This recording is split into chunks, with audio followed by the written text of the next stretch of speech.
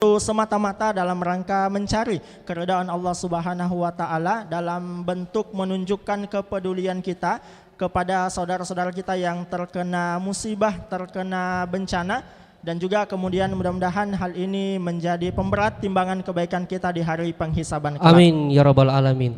Baik hadirin yang dimuliakan Allah Subhanahu wa taala, agar lebih hikmatnya acara kita pada pagi hari ini, mari kita sama-sama membuka acara ini sama-sama melafazkan basmalah.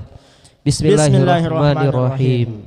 Alhamdulillah, untuk rangkaian acara pertama kita akan sama-sama mendengarkan lantunan ayat suci Al-Quran yang insya Allah akan dibawakan oleh qori kita Ustadz Zainal Arifin.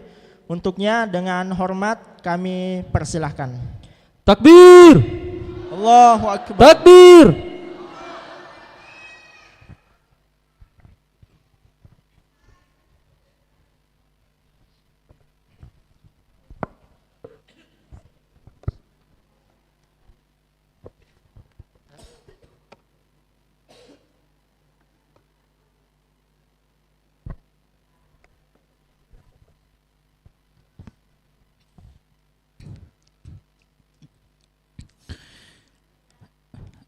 Assalamualaikum warahmatullahi wabarakatuh.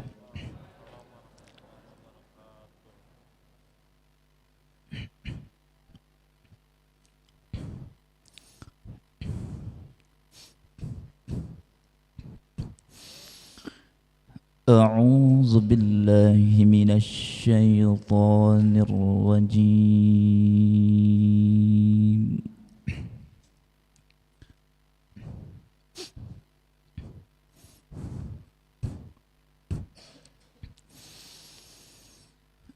Bismillahirrahmanirrahim.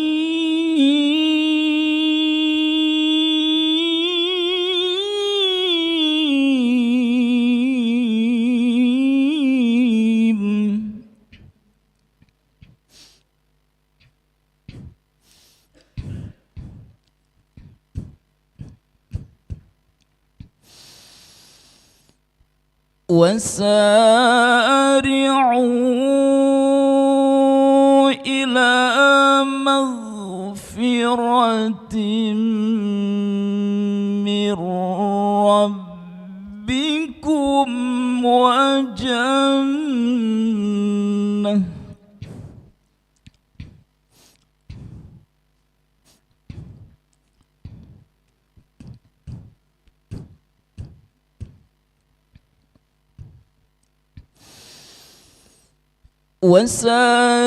وسارعوا إلى مغفرة من ربكم وجنة عرضها السماوات والأرض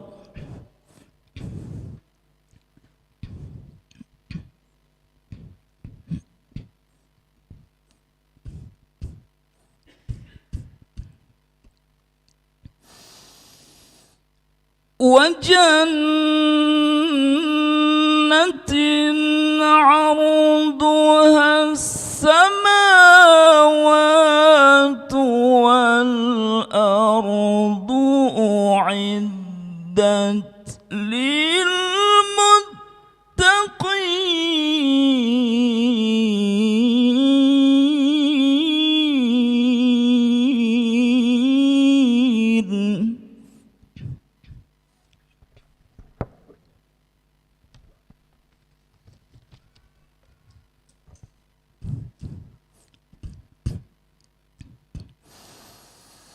بسم الله الرحمن الرحيم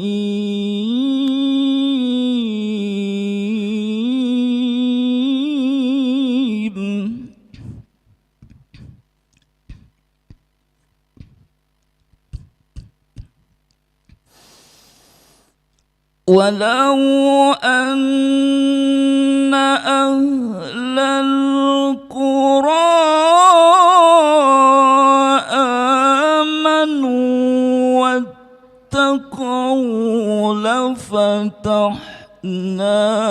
عليهم بركات من السماء والأرض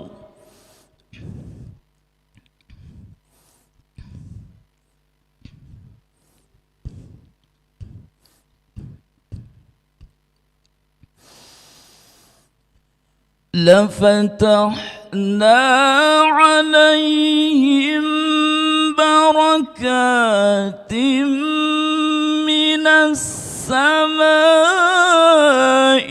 والأرض ولكن كذبوا فأخذناهم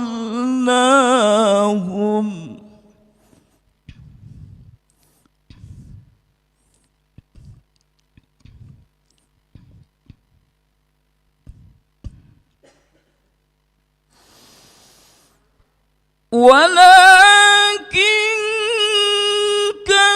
كذبوا فأخذناهم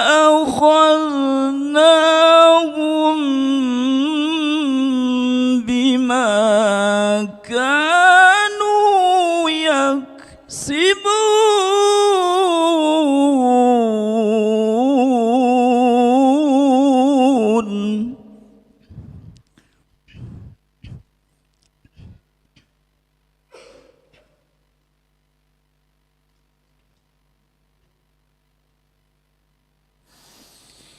بسم الله الرحمن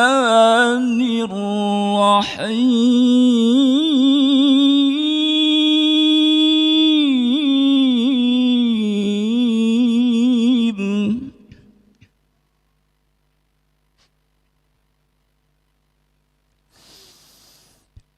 ظهر الفساد في البر والبحر بما كسبت أيدي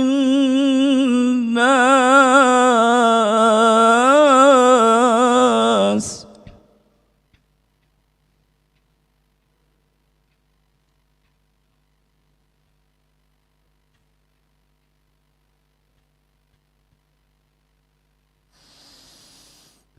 ظهر الفساد في البر والبحر بما كسبت أيدي الناس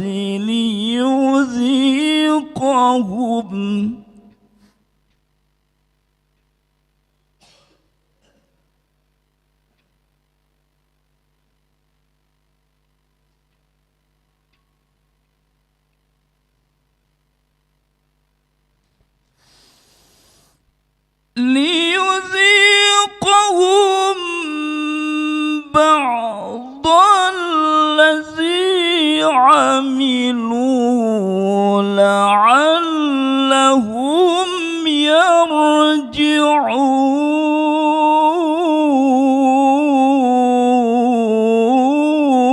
يرجعون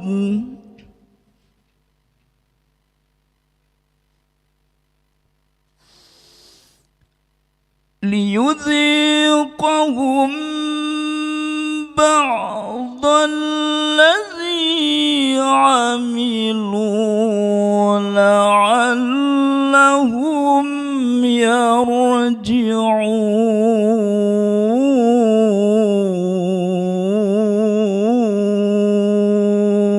يرجعون صدق الله العلي العظيم. السلام عليكم ورحمة الله وبركاته. Waalaikumsalam warahmatullahi wabarakatuh. Alhamdulillah jamaah sekalian tablik akbar yang kami muliakan. Alhamdulillah kita telah sama-sama mendengarkan dengan sangat indah lantunan ayat suci Al-Quran yang mudah-mudahan membawa ketenangan pada hati-hati yang merindu keberkahan. Walaupun di luar sana kita saksikan banyak yang kecelakaan karena tidak menjadikan Al-Quran itu sebagai pedoman dalam setiap sendi kehidupannya. Tetapi mudah-mudahan acara ini menjadi langkah awal kita mendapatkan banyak keutamaan. Takbir. Takbir. Allahu Akbar. Baik, alhamdulillah ya, semoga kita semua yang mendengarkan ayat Al-Qur'an yang dilantunkan kelak nanti Al-Qur'an bukan hanya kita baca dan kita hafal, kelak juga akan menjadi standar kehidupan kita untuk bagaimana menghukumi setiap perbuatan-perbuatan manusia insyaallah di negeri ini. Selanjutnya, mari kita dengarkan sambutan dari pembina Majelis Takarrub Ilallah yang disampaikan oleh Ustadz Dirwan Abdul Jalil. Kepada beliau fal yatafaddal mazkur. Takbir. Allahu Akbar.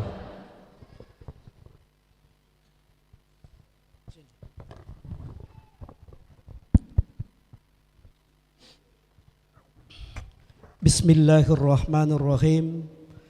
Assalamualaikum warahmatullahi wabarakatuh.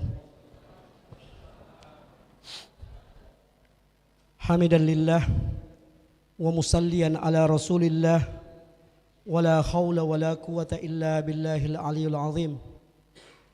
Alhamdulillah binikmatihi tatimmus salihat wa biizzatihi tubtahul barakah. Wassalatu wassalamu ala khairil anam khairi khalqillah Muhammadin ibn Abdillah hatamil anbiya'i wa imamil mursalin wa ala alihi wa ashabihi wa man tabi'ahum bi ihsanin ila yaumiddin, amma ba'd. Alhamdulillah, setelah kita memanjatkan puji syukur kehadirat Allah Subhanahu wa taala, kemudian bersalawat kepada baginda Rasulullah sallallahu alaihi wasallam, mewakili sahibul haja penyelenggara kegiatan pada hari ini, Tablik Akbar Muhasabah untuk negeri, kami mengucapkan jazakumullah ahsanul jasa kepada seluruh kaum muslimin dan muslimat, hadirin dan hadirat, para alim ulama, para ustadz dan ustazah, para muballigh dan muballigah, para intelektual, para tokoh masyarakat, para aktivis pemuda dan masjid yang hari ini bersama-sama menghadiri acara yang insya Allah akan menjadi bukti kepedulian kita terhadap apa yang menimpa umat baginda Rasulullah Muhammad sallallahu alaihi wasallam. Wabil khusus ikhtiram kami sampaikan kepada para orator kita pada hari ini yang maha terpelajar Profesor Dr. Firman Menne, kemudian Al-Mukarram Kiai Nasaruddin Linggiallo, Al-Mukarram Kiai Fatur Rahman, Ustazina Al-Fadil Khairuddin, Ustazina Ahmad Samudra, Ustazina Barlianta Abdullah. Semoga Allah Subhanahu wa taala merahmati tokoh-tokoh kita semua dan insya Allah istiqomah berjuang sampai betul-betul isah kaum muslimin ini dicapai dengan perjuangan kita semua. Allahu Akbar. Tablik Akbar Muhasabah untuk negeri pada hari ini mengangkat tema yakni kerusakan kapitalisme, pangkal kerusakan dan musibah yang terjadi di Sumatera. Tentu sebagai muslim kita harus mendudukkan dengan benar dan menyikapi bahwasanya setiap musibah yang terjadi adalah merupakan ketetapan Allah Subhanahu wa taala. Qori kita Ustadz Zainal Arifin telah membacakan dengan begitu syahdu dan merdu ayat-ayat Allah Subhanahu wa taala yang menghantarkan kita untuk memahami itu semua. Bahwasanya ma asaba min musibatin fil ardi wala fi anfusikum. Tidak ada musibah yang terjadi menimpa di atas permukaan dunia ini termasuk terhadap diri-diri kita. Itu semua adalah merupakan ketetapan dari Allah Subhanahu wa taala. Dan bagi Allah Subhanahu wa taala ini adalah perkara yang yasir, perkara yang sangat mudah bagi Allah Subhanahu wa taala.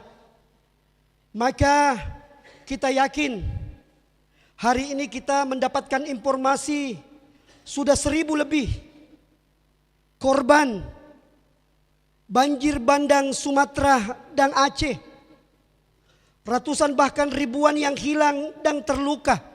Korban banjir di Sumatera yang meninggal dunia insya Allah berada di surga-surga Allah Subhanahu wa ta'ala.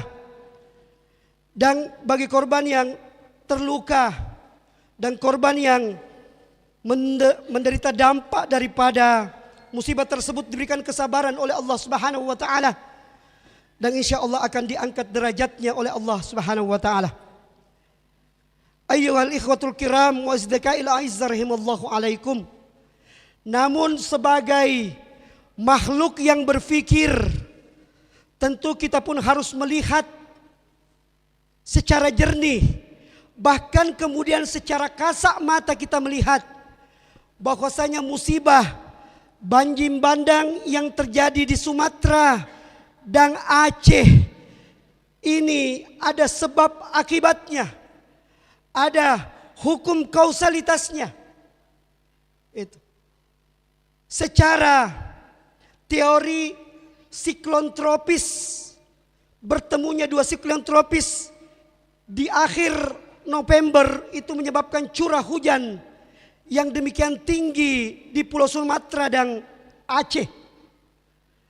Namun tak kala kita melihat banjir bandang itu tidak hanya membawa air bah, tetapi juga kemudian menghanyutkan jutaan kubik kayu gelondongan yang sebesar pelukan orang dewasa. Maka tentu di sini kita bisa melihat bahwasanya pepohonan itu tidak akan mungkin tumbang dengan sendirinya atau ditebang oleh petir. Tetapi itu semua tentu adalah merupakan ulah tangan manusia. Ulah kerakusan manusia. Menggunduli hutan. Entah untuk kepentingan apa. Kepentingan untuk sekedar menjual kayunya. Kepentingan untuk membersihkan lahan kemudian diganti dengan sawit. Yang mereka katakan toh sama-sama pohon. Pohon yang ditebang punya daun, punya batang, punya akar. Tetapi yang mereka tidak jelaskan bahwasanya posisi pohon sawit berbeda tangan manusia. Dan kalau kemudian ini memang terjadi, maka jangan bertanya apa yang menjadi penyebab musibah dan kerusakan yang sangat dahsyat yang dialami oleh saudara-saudara kita yang ada di Sumatera dan di Aceh.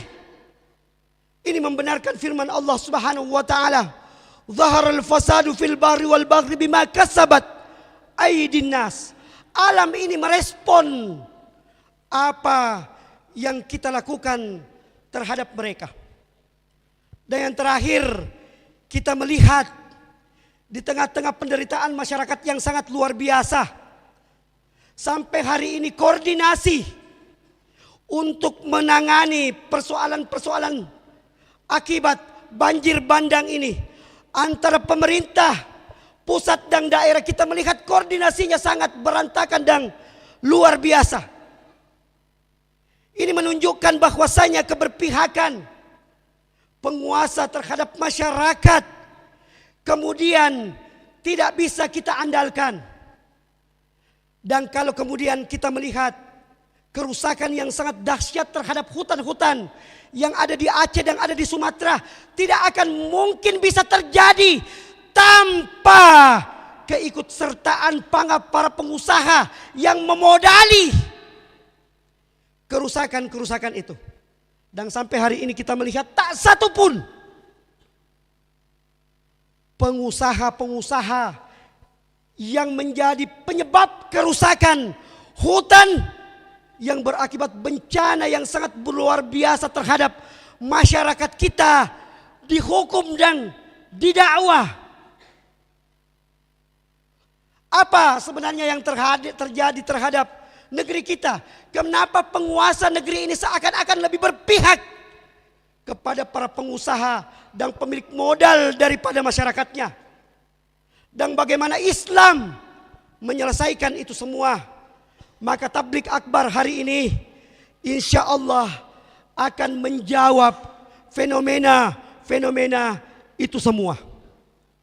Dan yang terakhir, sebagai sahibul hajah, kami memohon maaf yang sebesar-besarnya apabila selama acara ini berlangsung ada hal yang tidak mengenakan.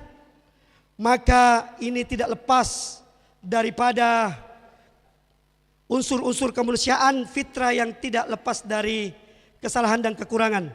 Kepada seluruh panitia yang sudah bekerja sangat luar biasa, kami mengucapkan jazakumullah ahsanul jasa. Semoga Allah Subhanahu wa taala mengumpulkan kita di dalam perjuangan ini sampai izzah kaum muslimin betul-betul kita raih kembali. Dan kita semua dikumpulkan oleh Allah Subhanahu wa taala di surga Allah Subhanahu wa taala. Billahi taufiq wal hidayah. Assalamualaikum warahmatullahi wabarakatuh.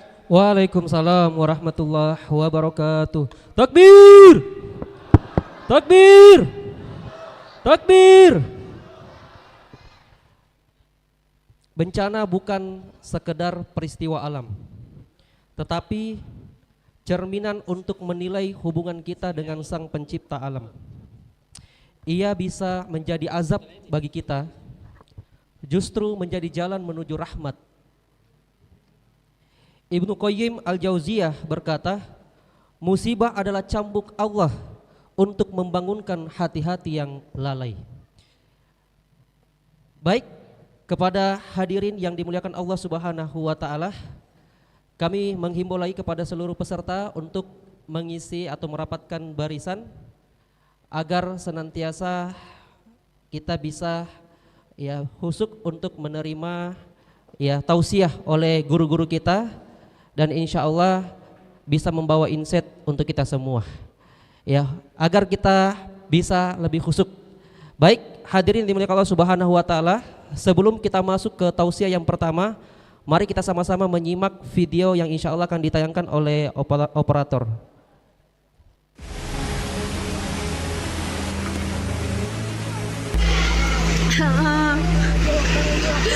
Kak, unahanin kereta kita, Kak.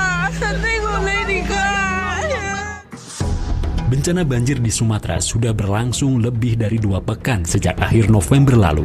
Pemerintah menyatakan bahwa bencana tersebut sudah berhasil ditangani sendiri. Indonesia mampu mengatasi ini.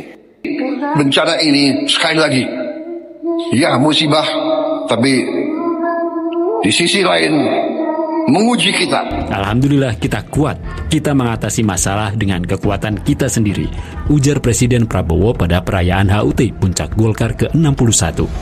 Akan tetapi, fakta di lapangan menunjukkan hal sebaliknya. Sejumlah laporan di lapangan menunjukkan bahwa masih banyak daerah yang belum tersentuh bantuan pemerintah. Kalau kami tidak dibantu dari relawan, kami nggak makan, nggak makan, jujur. Ketika sakit saya, ngomong, desa saya hancur sangat desa. Mau bilang apa? Tuhan berkata begini, ya udah, kami terima. Saya juga harta habis, kebun saya habis, nggak ada lagi untuk kedepannya, untuk bagi biaya sekolah anak, dan kita nggak sanggup lagi gitu. Kami mohon kepada relawan dari adik-adik ini, bantulah kami, Dek. Bantu kami semampu, adik. Kami tidak mengharapkan lebih. Yang bisa kami dapat makan, alhamdulillah. Hambatan akses, kurangnya koordinasi antar instansi, serta keterbatasan infrastruktur membuat proses penyaluran bantuan tidak merata. Akibatnya, banyak warga di wilayah terpencil terpaksa bertahan tanpa suplai logistik yang memadai, sementara kondisi darurat terus berlangsung. Sejumlah warga terpaksa berjalan kaki selama berhari-hari hanya untuk mendapatkan sedikit makanan. Mereka menembus medan yang rusak akibat bencana. Mereka melewati reruntuhan bangunan, tanah longsor, dan jalan yang terputus. Kondisi ini menunjukkan betapa kritisnya situasi kebutuhan pangan di lokasi terdampak dan betapa tidak meratanya distribusi logistik yang seharusnya dapat segera menjangkau seluruh korban. Gubernur Aceh bahkan menegaskan bahwa sebagian rakyat meninggal bukan karena dampak langsung bencana, melainkan karena kelaparan yang tak tertanggulangi di daerah bencana.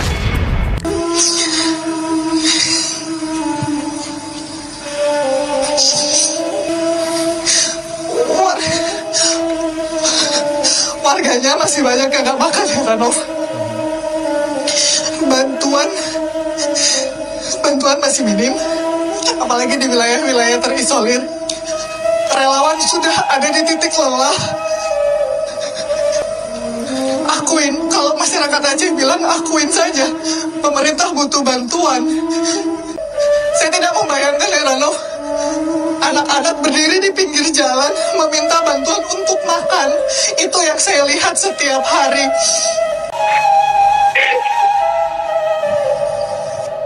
Tidak layak rasanya anak-anak berdiri di pinggir jalan untuk minta makan ya Ranov, itu tidak benar. Anak-anak harusnya tinggal di tempat yang aman, makan yang bergizi, kembali ke sekolah, dapat kesehatan yang baik. Jadi wajar masyarakat Aceh mengibarkan bendera putih kepada pemerintah dan mengirim surat kepada UNDP dan UNICEF untuk meminta bantuan karena Ranov lihat sekali lagi di sebelah sana masih banyak anak-anak yang nggak makan.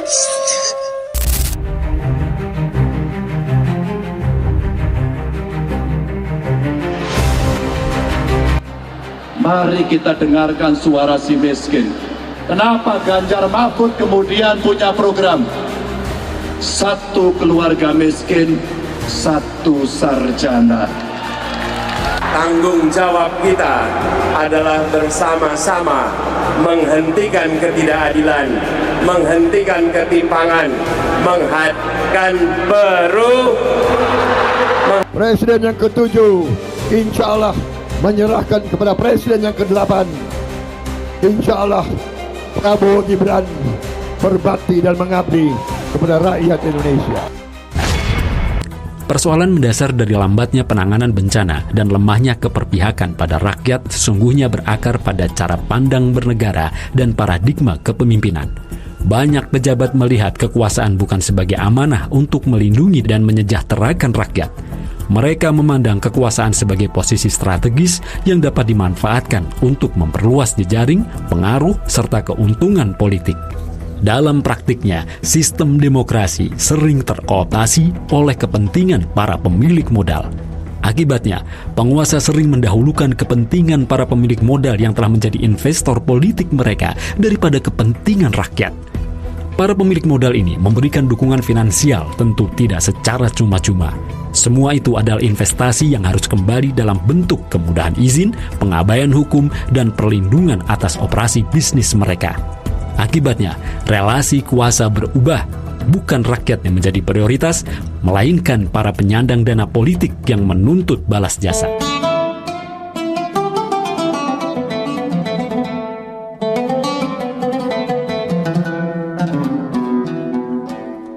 Dalam sistem kepemimpinan Islam, yakni khilafah, seorang khalifah wajib mengurus dan menangani korban bencana dengan standar syariah yang jelas dan terukur.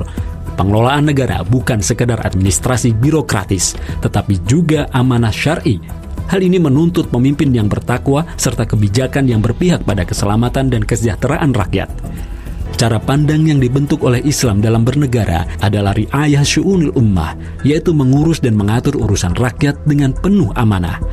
Negara dalam pandangan Islam bukanlah alat kekuasaan, melainkan institusi yang diwajibkan syariah untuk menjaga kemaslahatan manusia.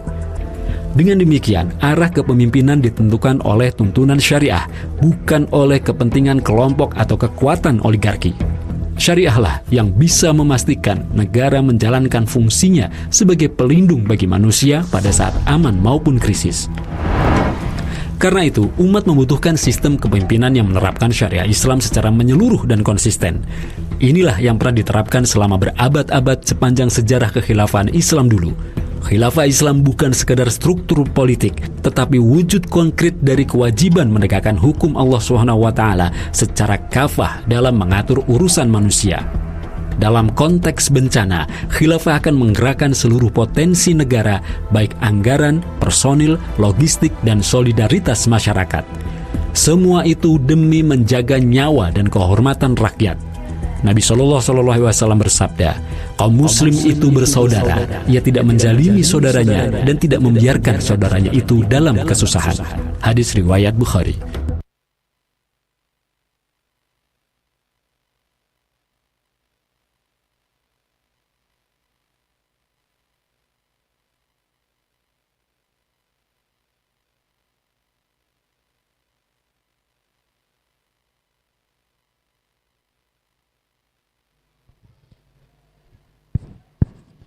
Takbir! Allahu Akbar. Takbir! Baik, tadi video yang kita saksikan bersama-sama membuka mata kita bahwa bencana dan kerusakan yang terjadi di negeri ini itu bukan murni karena bencana alam biasa, tapi ulah dari tangan-tangan orang serakah di negeri ini, sehingga dampaknya sangat besar, bukan hanya merusak satu wilayah tapi berbagai macam wilayah. Bahkan kami dapatkan informasi kurang lebih 52 kota dan kabupaten terdampak bencana, dan masih banyak tempat atau wilayah yang terisolir tidak mendapatkan bantuan atau tidak bisa mendapatkan bantuan dari relawan, sehingga banyak yang kelaparan. Baik, selanjutnya kita akan mendengarkan tausiah yang pertama dengan tema musibah adalah bagian qada yang wajib diimani, yang insya Allah akan dibawakan oleh Al-Mukarram Ustadz Salman Abu Syifa. Dengan hormat kami persilahkan. Takbir! Takbir! Takbir!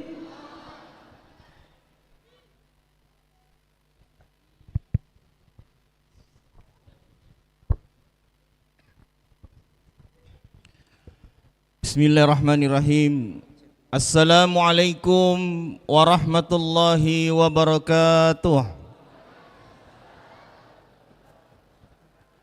Innal hamdalillah nahmaduhu wa nasta'inuhu wa nastaghfiruh wa na'udzu billahi min shururi anfusina wa sayyiati a'malina.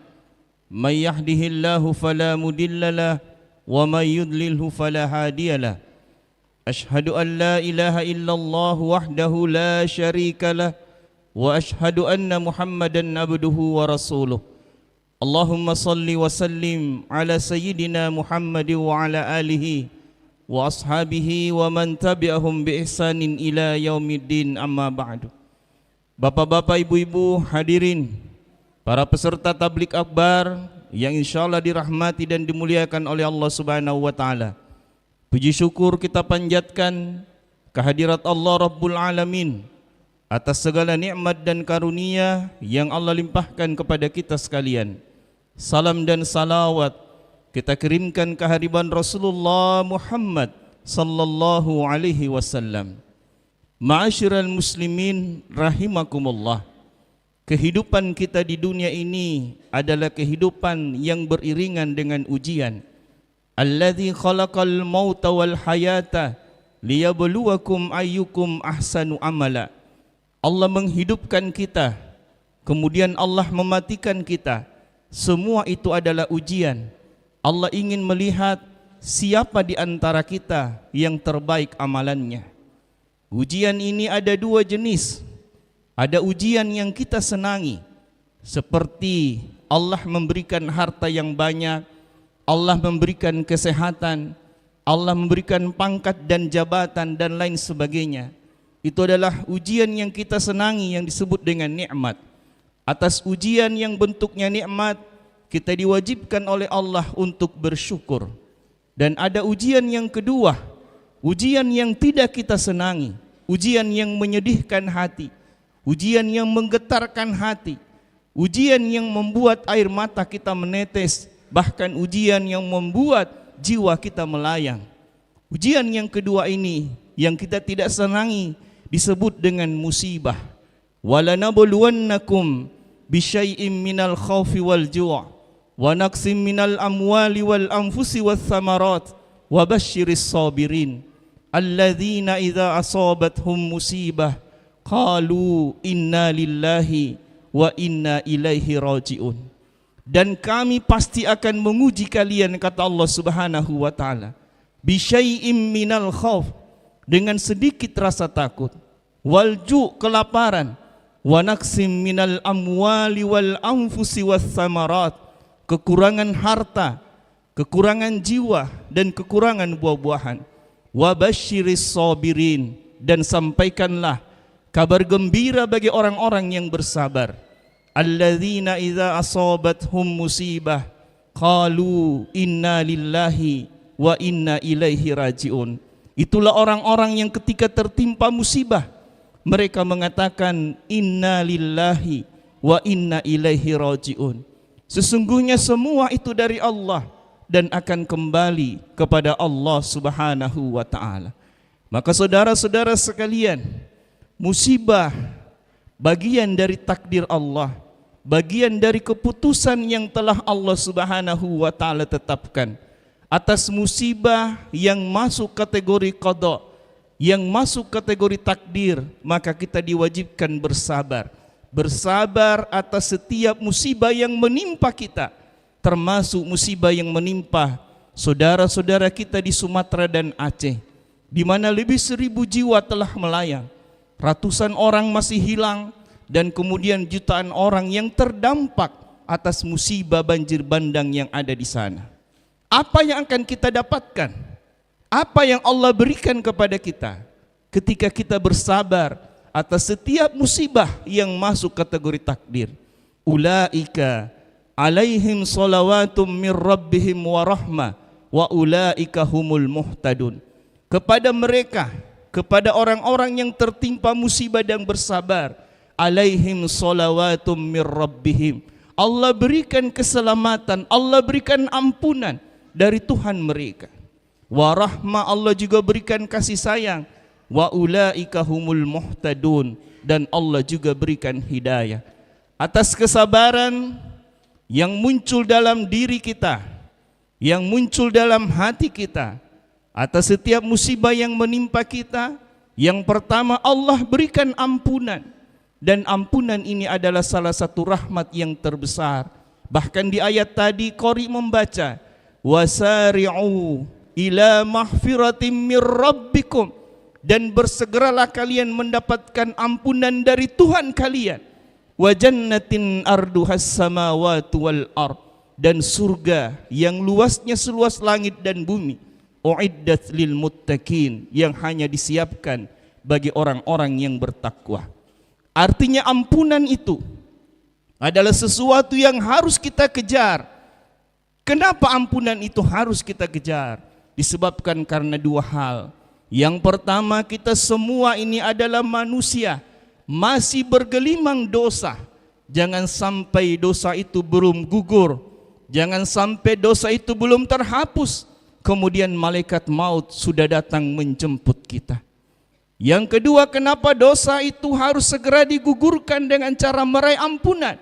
Karena jangan sampai dosa yang kita miliki ini kemudian kita bawa ke akhirat, dan kemudian di sana tidak ada lagi tempat, tidak ada lagi kesempatan untuk mendapatkan ampunan dari Allah Subhanahu wa taala. Dan ampunan ini ternyata bisa datang begitu saja ketika kita bersabar atas musibah yang Allah Subhanahu wa taala timpakan. Nah, ma'asyiral muslimin rahimakumullah. Jadi dengan kesabaran Allah akan mengampuni segala kesalahan kita. Kemudian dengan kesabaran Allah juga akan berikan rahmat kepada kita, kasih sayang kepada kita. Para ulama menjelaskan bahwa masuknya seorang hamba ke dalam surga itu dominan bukan karena besarnya pahala yang kita kumpulkan, tapi disebabkan karena rahmat dari Allah Subhanahu wa taala. Bahkan untuk meraih pahala pun itu bagian dari rahmat Allah Subhanahu wa taala. Kita berniat untuk hadir di tempat ini. Ketika tidak ada rahmat Allah berupa kesehatan, tidak ada rahmat Allah berupa kesempatan, maka kita tidak akan sampai ke tempat ini. Kita berniat untuk hadir di masjid berjamaah ketika tidak ada kesehatan, tidak ada kesempatan yang Allah berikan, maka niat itu pun tidak terwujud. Maka sesungguhnya rahmat itu senantiasa mengiringi segala kebaikan-kebaikan yang kita lakukan. Maka ma'asyiral muslimin rahimakumullah, bersyukurlah kita ketika kita mampu bersabar, karena kesabaran itu mengundang datangnya rahmat, dan karena rahmat itulah Allah Subhanahu wa taala akan memasukkan kita ke dalam surga. Dan yang ketiga, Allah memberikan hidayah kepada orang-orang yang bersabar. Hidayah yang dimaksud di ayat tadi adalah hidayah taufik. Allah memberikan kemudahan-kemudahan atas setiap niat baik yang kita tanamkan, yang kita tumbuhkan di dalam hati kita. Terkadang kita sudah berniat misalnya untuk sholat malam, tapi kita tidak terbangun. Tapi ketika Allah memberikan taufik, kita berniat untuk sholat malam, Allah membangunkan kita. Karena kita ingin buang air kecil, atau ada suara tikus, atau ada suara apa, kita terbangun. Itulah contoh hidayah dalam bentuk taufik, kemudahan-kemudahan untuk berbuat baik. Ma'asyiral muslimin rahimakumullah, kesabaran yang muncul dari setiap musibah juga akan menjadikan kesabaran itu sebagai tameng dan sebagai penolong. Ya ayyuhalladzina amanu ista'inu bis-sabri was-shalah, innallaha ma'as sabirin. Hai sekalian orang-orang yang beriman, jadikanlah sabar dan salat sebagai penolong kalian. Sesungguhnya Allah senantiasa bersama dengan orang-orang yang sabar. Maka saudara-saudara sekalian, di tengah bencana yang menimpa saudara-saudara kita di Sumatera dan Aceh, bahkan juga mungkin bencana yang menimpa kita semua, karena ada kalimat hari ini muncul, bencana terbesar bukanlah banjir bandang, tapi bencana terbesar adalah adanya pemimpin yang tidak amanah menjalankan tugasnya di negeri ini. Sehingga musibah itu hakikatnya tidak hanya menimpa saudara-saudara kita di Aceh, tidak hanya menimpa saudara-saudara kita di Padang dan di Medan, tapi bencana itu, musibah itu juga menimpa kita semua. Disebabkan adanya pemimpin yang tidak amanah. Maka yang pertama, kita bersabar dengan hadirnya pemimpin yang tidak amanah. Hanya saja tentu kesabaran itu bukan berdiam atas segala kemaksiatan, bukan berdiam atas kemungkaran, bukan diam atas segala kejahatan dan tindakan kriminal. Bersabar adalah ketahanan diri kita di dalam taat kepada Allah, ketahanan diri kita dalam menjalankan ibadah, dan ketahanan diri kita dalam menjalankan segala perintah Allah Subhanahu wa ta'ala. Dan yang terakhir, orang-orang yang bersabar senantiasa bersama dengan Allah Subhanahu wa ta'ala. Bersama dengan Allah, atau Allah bersamai kita, maknanya adalah Allah senantiasa menghadirkan pertolongan dan perlindungan terhadap orang-orang yang istiqomah di dalam agama Allah, istiqomah di dalam syariat Allah Subhanahu wa ta'ala. Karena kesabaran dan keistiqomahan adalah dua sisi yang tidak bisa dilepaskan. Ma'asyiral muslimin, sidang jamaah, para peserta tablik akbar yang insya Allah dirahmati dan dimuliakan oleh Allah Subhanahu wa ta'ala. Sebagai kesimpulan yang pertama, bahwa kita semua ini dihidupkan oleh Allah dan dimatikan oleh Allah nanti, itu semua adalah ujian. Ujian itu ada dua. Ada ujian yang kita senang yang disebut dengan nikmat. Atas nikmat ini kita diwajibkan untuk bersyukur. Dan ada ujian yang tidak kita senangi yang disebut dengan musibah, dan musibah ini ketika itu adalah takdir, maka kita diwajibkan untuk bersabar, dan dengan kesabaran itu Allah akan memberikan banyak kebaikan, banyak limpahan pahala, dan orang-orang yang bersabar itu mendapatkan pahala yang tiada batasnya. Inilah yang bisa kami sampaikan, mudah-mudahan memberikan manfaat dan kebaikan. Wabillahi taufiq wal hidayah. Wassalamualaikum warahmatullahi wabarakatuh. Waalaikumsalam warahmatullahi wabarakatuh. Takbir. Kita perlu memahami bahwasanya musibah yang terjadi hari ini adalah qada. Tetapi bagi para penambang ilegal ini adalah kado, berupa air, lumpur, dan batang-batang kayu yang besar seperti gado-gado. Tentu hal ini tidak lepas dari izin Pak Dodo yang telah menguasai negeri ini kurang lebih 10 tahun, yang disebut dengan negeri Komodo. Baik, kepada hadirin yang dimuliakan Allah Subhanahu wa taala, kami meminta dengan hormat untuk merapatkan barisan karena tempat yang paling belakang ikhwan itu agak rapat ke belakang agar bisa lebih ini, dan juga para tokoh yang dimuliakan Allah Subhanahu wa taala bisa maju satu saf ke depan agar di belakang bisa agak lebih luang untuk peserta yang baru hadir untuk mengisi tempat yang kosong, dan juga di sebelah kanan saya bisa diisi ya, agak maju ke depan. Ya, bisa sejajar proyektor ya. Ya, untuk sebelah selatan bisa agak maju. Silakan dirapatkan barisannya. Sebelah kiri saya, silakan maju. Ya, karena nampaknya barisan belakang sudah cukup padat dan masih ada juga beberapa yang di luar. Baik, tausiah yang kedua, insya Allah dengan tema bencana antara ulah manusia dengan hukum alam, yang insya Allah akan disampaikan oleh guru kita Ustadz Nasruddin Linggi Allah. Kepada beliau falyatafaddal mazkur. Takbir.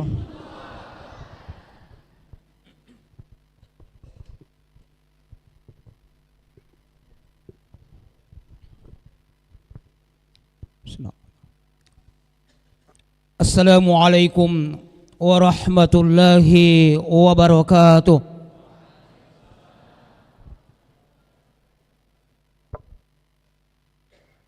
Kenapa duduk sekali?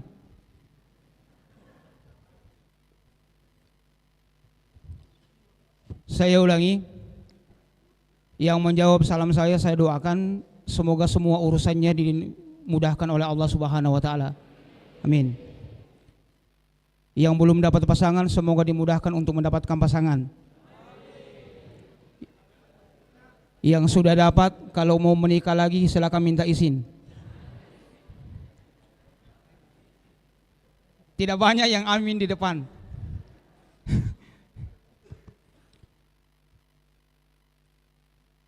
Assalamualaikum warahmatullahi wabarakatuh.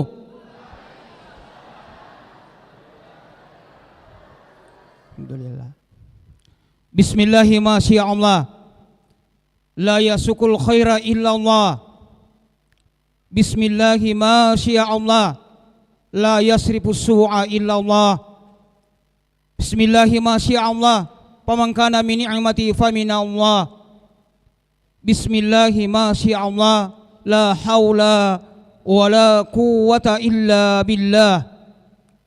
Ashhadu an la ilaha illallah wa ashhadu anna Muhammadar Rasulullah. Allahumma fasalli wa sallim wa barik ala sayyidina Muhammad wa ala alihi wa ashabihi ajma'in wa man tabi'ahum bi ihsanin ila yaumiddin. Faqala Allah ta'ala fi kitabil aziz, a'udzu billahi minasy syaithanir rajim.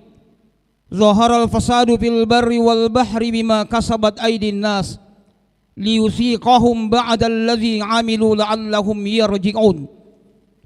Sadaqallahul azim wa sadaqa rasul nabiyul karim. Wa nahnu ala zalika minasyahidin wasyakirin.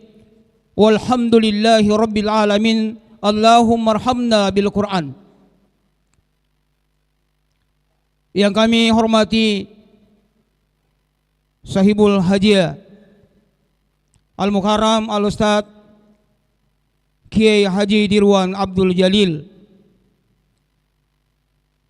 yang kami muliakan para guru, para alim yang menjadi narasumber pada hari ini, yang karena waktu kita yang singkat, Al-Fakir tidak bisa menyebutkan nama para alim, para tokoh satu persatu, tapi insya Allah tidak mengurangi ihtiram Al-Fakir kepada para guru sekalian.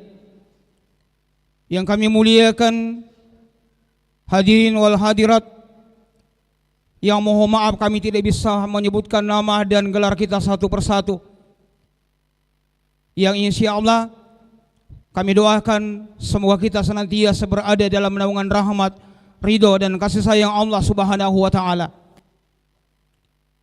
Di tengah musibah yang menimpa saudara-saudara kita yang ada di Sumatera dan Aceh, mari kita sama-sama menundukkan hati kita sembari memohon kepada Allah Subhanahu wa Ta'ala. Semoga saudara-saudara kita yang menjadi korban di sana ditempatkan oleh Allah Subhanahu wa Ta'ala di dalam jannahnya sebagai syuhada. Semoga semua keluarga yang ditinggalkan diberikan kekuatan iman dan kesabaran melanjutkan kehidupan mereka beribadah kepada Allah Subhanahu wa Ta'ala. Dan semoga Allah Subhanahu wa Ta'ala memberikan kepulihan kepada mereka semua. Ala hadhihi niyat wa kullu niyatis shalih. Al-Fatihah. A'udzubillahi minasyaitonir rajim. Bismillahirrahmanirrahim. Alhamdulillah.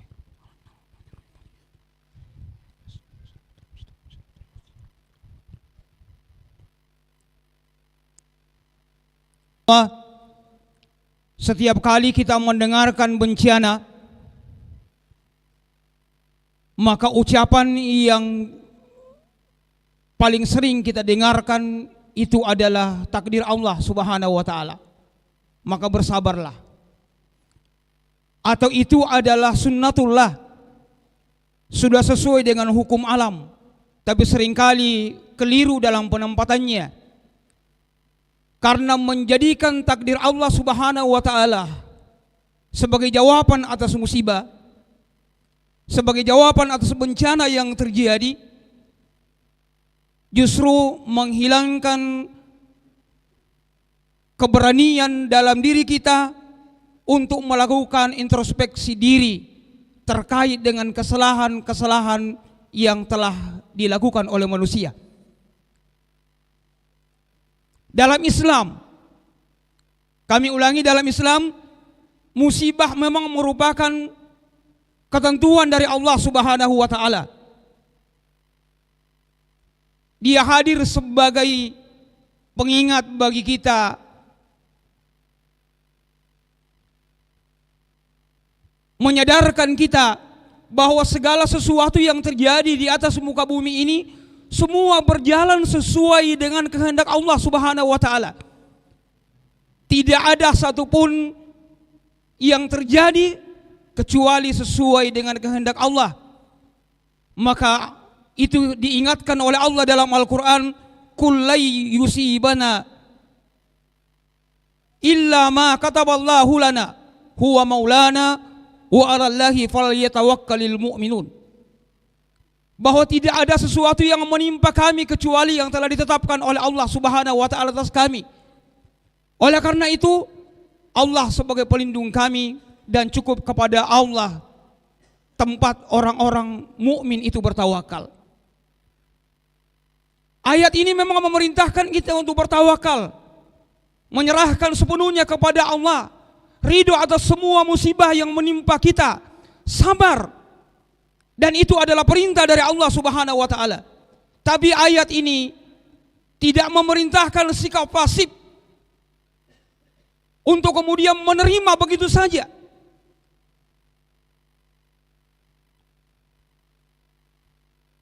Karena memang hadirin yang dimuliakan oleh Allah, kalau kita lihat sebagian bencana memang terjadi, itu disebabkan murni karena hukum alam, murni karena sudah takdir dari Allah Subhanahu wa Ta'ala. banjir besar yang melanda sejumlah wilayah Sumatera misalnya dipicu oleh hujan ekstrim akibat munculnya siklon tropis Senyar dan Koto di Selat Sunda yang oleh BMKG mengatakan 48 jam, dan itu adalah kejadian yang pertama sepanjang sejarah. Ini sekaligus biasa dijadikan oleh orang sebagai kesimpulan bahwa bencana yang terjadi di Sumatera itu murni karena takdir Allah, murni karena bencana alam. Hadirin yang dimuliakan oleh Allah, mari kita lihat. Ternyata faktanya tidak demikian. Fakta di lapangan menunjukkan jawaban yang berbeda. Karena air bukan hanya sekedar meluap, tapi air datang dengan kekuatan destruktif, membawa kayu gelondongan, membawa batu dan lumpur, menerjang kampung, menghanyutkan kendaraan, menyeret rumah, bahkan merenggut nyawa manusia yang sudah ribuan.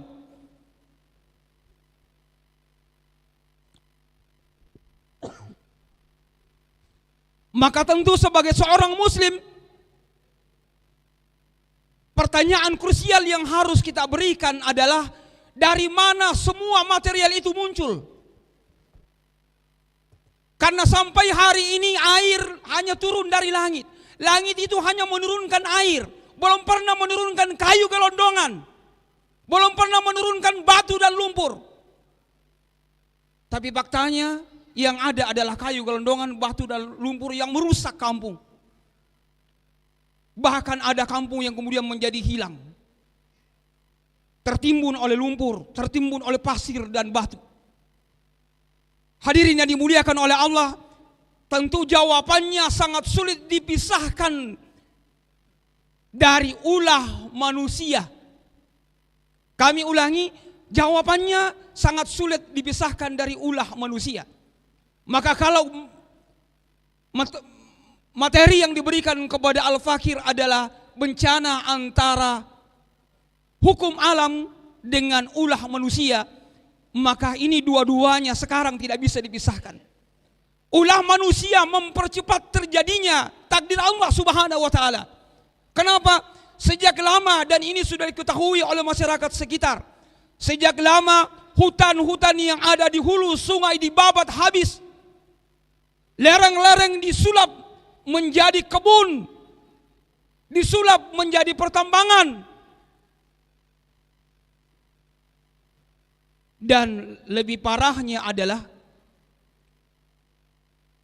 ini dengan sadar didukung oleh negara. Negara mempermudah izin konversi tanah. Izin konversi tanah keluar dengan begitu mudahnya. Sudah dikeluarkan izinnya, pengawasannya longgar. Sudah pengawasannya longgar, sanksinya tumpul. Maka semua pengusaha-pengusaha bejat, saya ulangi, pengusaha-pengusaha bejat dan tidak bermoral, dengan nafsu serakahnya mereka membabat semua yang ada. Bahkan beberapa waktu yang lalu menyampaikan cerita kepada kami, di sana Ustadz bukan hanya pengusaha, bukan hanya perusahaan yang kemudian melakukan penebangan, tapi masyarakat juga masuk untuk kemudian melakukan penebangan, membuka lahan-lahan baru. Maka katanya di Sumatera itu kalau musim kemarau, maka musibahnya adalah, bencananya adalah asap. Maka kalau musim hujan seperti ini banjir. Kenapa? Itu buah dari lahan-lahan baru yang dibuat dan dibuka oleh masyarakat. Hadirin yang dimuliakan oleh Allah Subhanahu wa taala. Maka ini sangat jelas bahwa apa yang terjadi di Sumatera tentu tidak bisa dikatakan sebagai musibah dan bencana alam yang murni disebabkan oleh hukum alam. Tapi ini adalah bencana kebijakan. Saya ulangi, ini adalah bencana kebijakan. Bencana ini lahir dari pernikahan, keserakahan pengusaha kapitalis bersama dengan regulasi yang dikeluarkan oleh negara yang begitu longgar, yang mengakibatkan semua yang ada itu kemudian tidak bisa dipertahankan. Maka sungguh tepat apa yang disampaikan oleh Allah Subhanahu wa taala di dalam Al-Qur'an, bahwa sesungguhnya kerusakan itu tidak bisa dipisahkan dari tangan-tangan manusia. Maka Allah mengingatkan kepada kita, zaharal fasadu fil barri wal bahri bima kasabat aydin nas liyuzikahum ba'dal ladzi amilu la'allahum yarji'un. Telah nampak kerusakan di daratan dan di lautan disebutkan karena perbuatan manusia. Allah ingin memperlihatkan kepada kita akibat dari perbuatan itu. Supaya apa? La'allahum yarji'un, agar kita kembali kepada kebenaran, kita kembali kepada yang hak, kita kembali kepada aturan Allah Subhanahu wa taala, yakni al-Islam. Para ulama memberikan perhatian khusus terkait dengan ayat ini.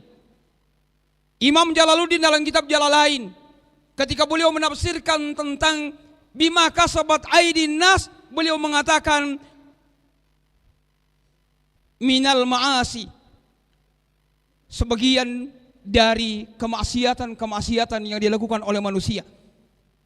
Begitu juga yang disampaikan oleh Imam Ali As-Sabuni di dalam kitabnya, ketika beliau menafsirkan bima kasabat aydin nas, beliau mengatakan bisababi ma'asin nas wa dzunubihim, disebabkan karena kemaksiatan-kemaksiatan yang dilakukan oleh manusia dan dosa-dosa yang mereka lakukan. Kemaksiatan di sini bukan hanya sekedar pelanggaran terhadap hukum norma halal dan haram sebagaimana yang kita pahami selama ini. Kemaksiatan itu judi, kemaksiatan itu berzina, kemaksiatan itu minum minuman keras, bukan hanya itu. Tapi kemaksiatan yang besar adalah ketika sebuah negara menolak hukum Allah Subhanahu wa taala. Kemaksiatan terbesar adalah ketika penguasa itu kemudian melakukan diskriminasi terhadap syariat Allah Subhanahu wa taala. Kemaksiatan terbesar adalah ketika sebuah negara, komunitas masyarakat menganggap bahwa hukum Allah Subhanahu wa taala itu berbahaya bagi kehidupan berbangsa dan bernegara. Ini kemaksiatan terbesar. Maka hadirin yang dimuliakan oleh Allah, sudah saatnya kita menghentikan semua kemaksiatan-kemaksiatan itu. Sudah saatnya untuk kita kembali kepada Allah Subhanahu wa taala. Karena sungguh kalau bencana seperti ini dibiarkan, pengusaha-pengusaha kita kemudian tidak sadar bahwa apa yang telah mereka lakukan, memberikan izin konsesi yang luar biasa bebas kepada pengusaha kapitalis, kepada para oligarki, ternyata telah merusak dan menghancurkan negara ini. Maka sudah seharusnya mereka kembali kepada apa yang telah disepakati dan disebutkan oleh Allah Subhanahu wa taala lewat lisan Rasulullah sallallahu alaihi wasallam, bahwa tambang, semua hutan dan semuanya itu kemudian harus dikembalikan menjadi milik umum. Nabi sallallahu alaihi wasallam mengatakan annasu suraka'u bi thalathin, al-ma'u wal kala'u wan nar wa zamanuhu haramun, bahwa sesungguhnya manusia itu berserikat pada tiga hal, berserikat pada air, pada api dan padang rumput, dan menjualnya itu adalah sebuah keharaman. Sudah seharusnya juga kalau penguasa negeri ini kemudian betul-betul konsisten melaksanakan undang-undang yang mereka yakini sebagai undang-undang terbaik, mereka harusnya kembali bahwa bumi, air dan kekayaan alam yang terkandung di dalamnya dikelola oleh negara dan dipergunakan sebesar-besarnya untuk kemakmuran rakyat. Bukan diperuntukkan untuk oligarki tertentu, bukan diperuntukkan kepada orang asing dan asing, tapi harusnya dikembalikan kepada rakyat. Dan inilah amanah yang diberikan oleh Allah Subhanahu wa taala. Ketika itu kemudian kita pakai, saudaraku yang dimuliakan oleh Allah, maka musibah ini kemudian kita bisa hentikan. Semua musibah yang terjadi disebabkan karena ulah dan kesalahan kita dalam memilih sistem kehidupan kita. Maka saatnya kembali kepada sistem Islam, tinggalkan kapitalisme sekuler untuk kemudian kita meraih kemuliaan bersama. Demikian yang bisa kami sampaikan, mudah-mudahan ada manfaatnya. Wallahul muwafiq ila aqwamit thoriq. Assalamualaikum warahmatullahi wabarakatuh. Takbir! Takbir! Takbir. Masya Allah, luar biasa atas tausiah yang disampaikan oleh guru kita Ustadz Nasruddin Linggi Allah. Saya menggarisbawahi sedikit apa yang disampaikan bahwa benar bencana itu takdir Allah Subhanahu wa taala, tapi tidak lepas dari bencana-bencana yang terjadi di negara kita ini hasil kelola alam yang secara brutal yang dilakukan oleh pemangku kebijakan yang kata beliau yang serakah, yang kurang ajar, tidak bermoral, kata beliau, luar biasa. Oleh karena itu, kita yang masih bermoral, yang hadir di kesempatan pada pagi hari ini, mari kita sama-sama ya menyuarakan bahwa apa yang terjadi bencana di alam di negara kita ini bukan semata-mata karena bencana alam biasa, tapi karena kerusakan-kerusakan yang secara sistematis yang harus kita suarakan untuk kemudian kita ubah. Takbir!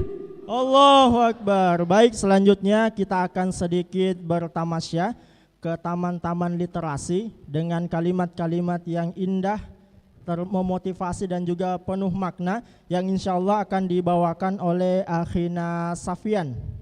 Dengan hormat kami persilahkan. Takbir! Takbir!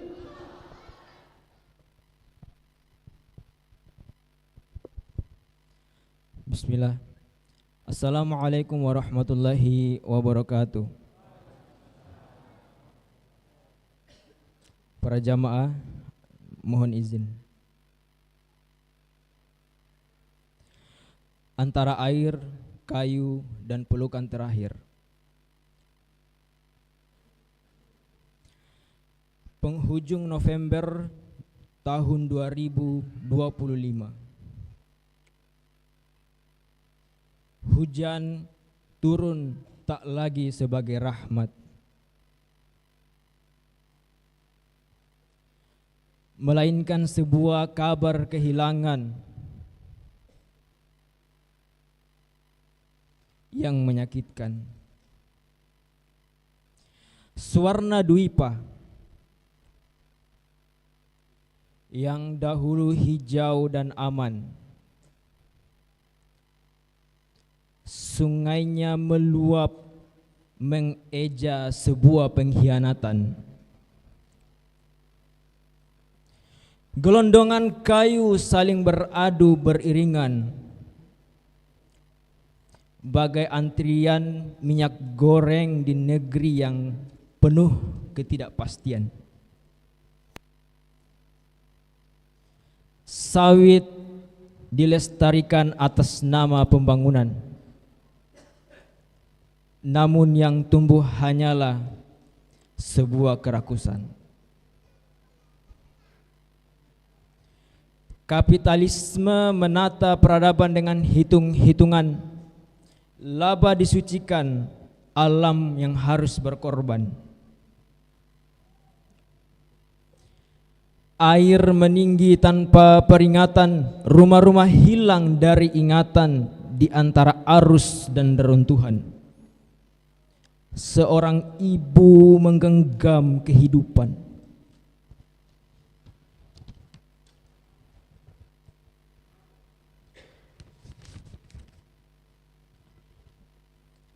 Bayi dipeluk dalam dekapan, bukan buayan sebelum tidur, melainkan tanda sebuah perpisahan. Dua nyawa pulang dalam pelukan yang tidak mesra, sementara dunia sibuk menakar besarnya kerugian. Wahai negeri, siapakah ayahmu hari ini? Siapakah pelindung saat rakyatmu ditinggalkan? Negara itu hadir hanya sebagai pengumuman-pengumuman. Negara hari ini bisa mengatasi segalanya.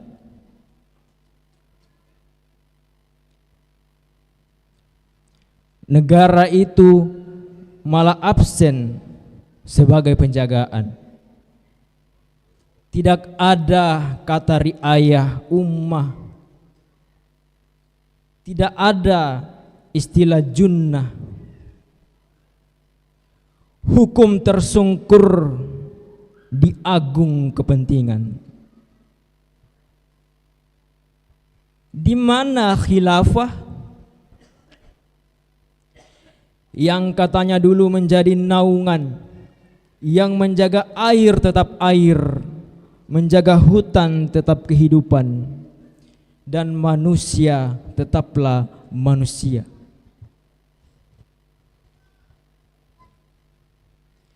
Kini ia disingkirkan sebagai angan-angan, padahal tidak adanya adalah kehancuran. Banjir tak sekadar ujian, ia bungsu dari kebijakan. Selama amanah diganti transaksi, selama syariat dipinggirkan, bencana terus kehilangan kesopanan. Maka hari ini kebangkitan bukan sekadar simpati, memperjuangkannya bukan pengisi sepi, menunggu waktu mati. Ia adalah keberanian mengembalikan hak Tuhan, agar tak ada lagi ibu pulang dalam pelukan yang pilu. Sekian, terima kasih. Assalamualaikum warahmatullahi wabarakatuh.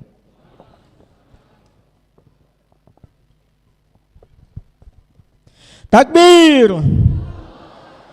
Baik, selanjutnya tausiah ketiga dengan tema utama sesuai judul, yakni kerakusan kapitalisme, pangkal kerusakan, yang insya Allah akan dibawakan oleh Al-Mukarram Al-Ustadz Khairuddin.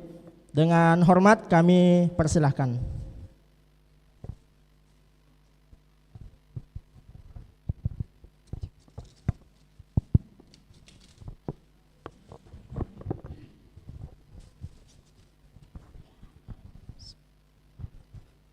Assalamualaikum warahmatullahi wabarakatuh.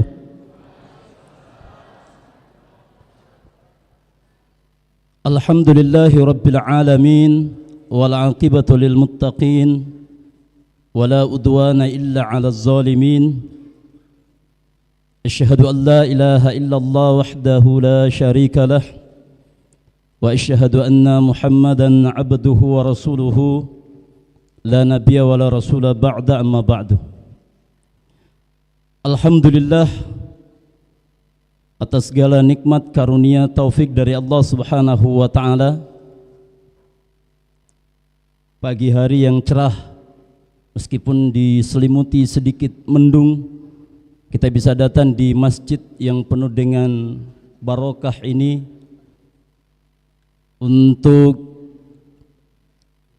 tentu sebagai panggilan suci, bagian dari perjuangan kita ingin menumbangkan kapitalisme dan menghadirkan ideologi Islam sebagai arus utama mengurus kehidupan kita.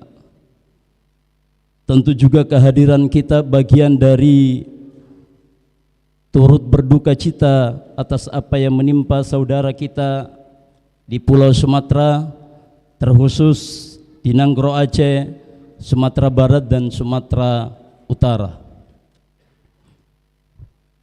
Maka tentu kita berbahagia atas nikmat karunia Allah Subhanahu wa taala. Mudah-mudahan semuanya terkonversi menjadi pahala dan tentu menghiasi catatan amal berupa kebajikan yang kita lakukan, karena bagian dari aktivitas dakwah yang paling eksplisit adalah muhasabah lil hukam. Tablik akbar ini bukan sekedar kita orientasikan pada diri,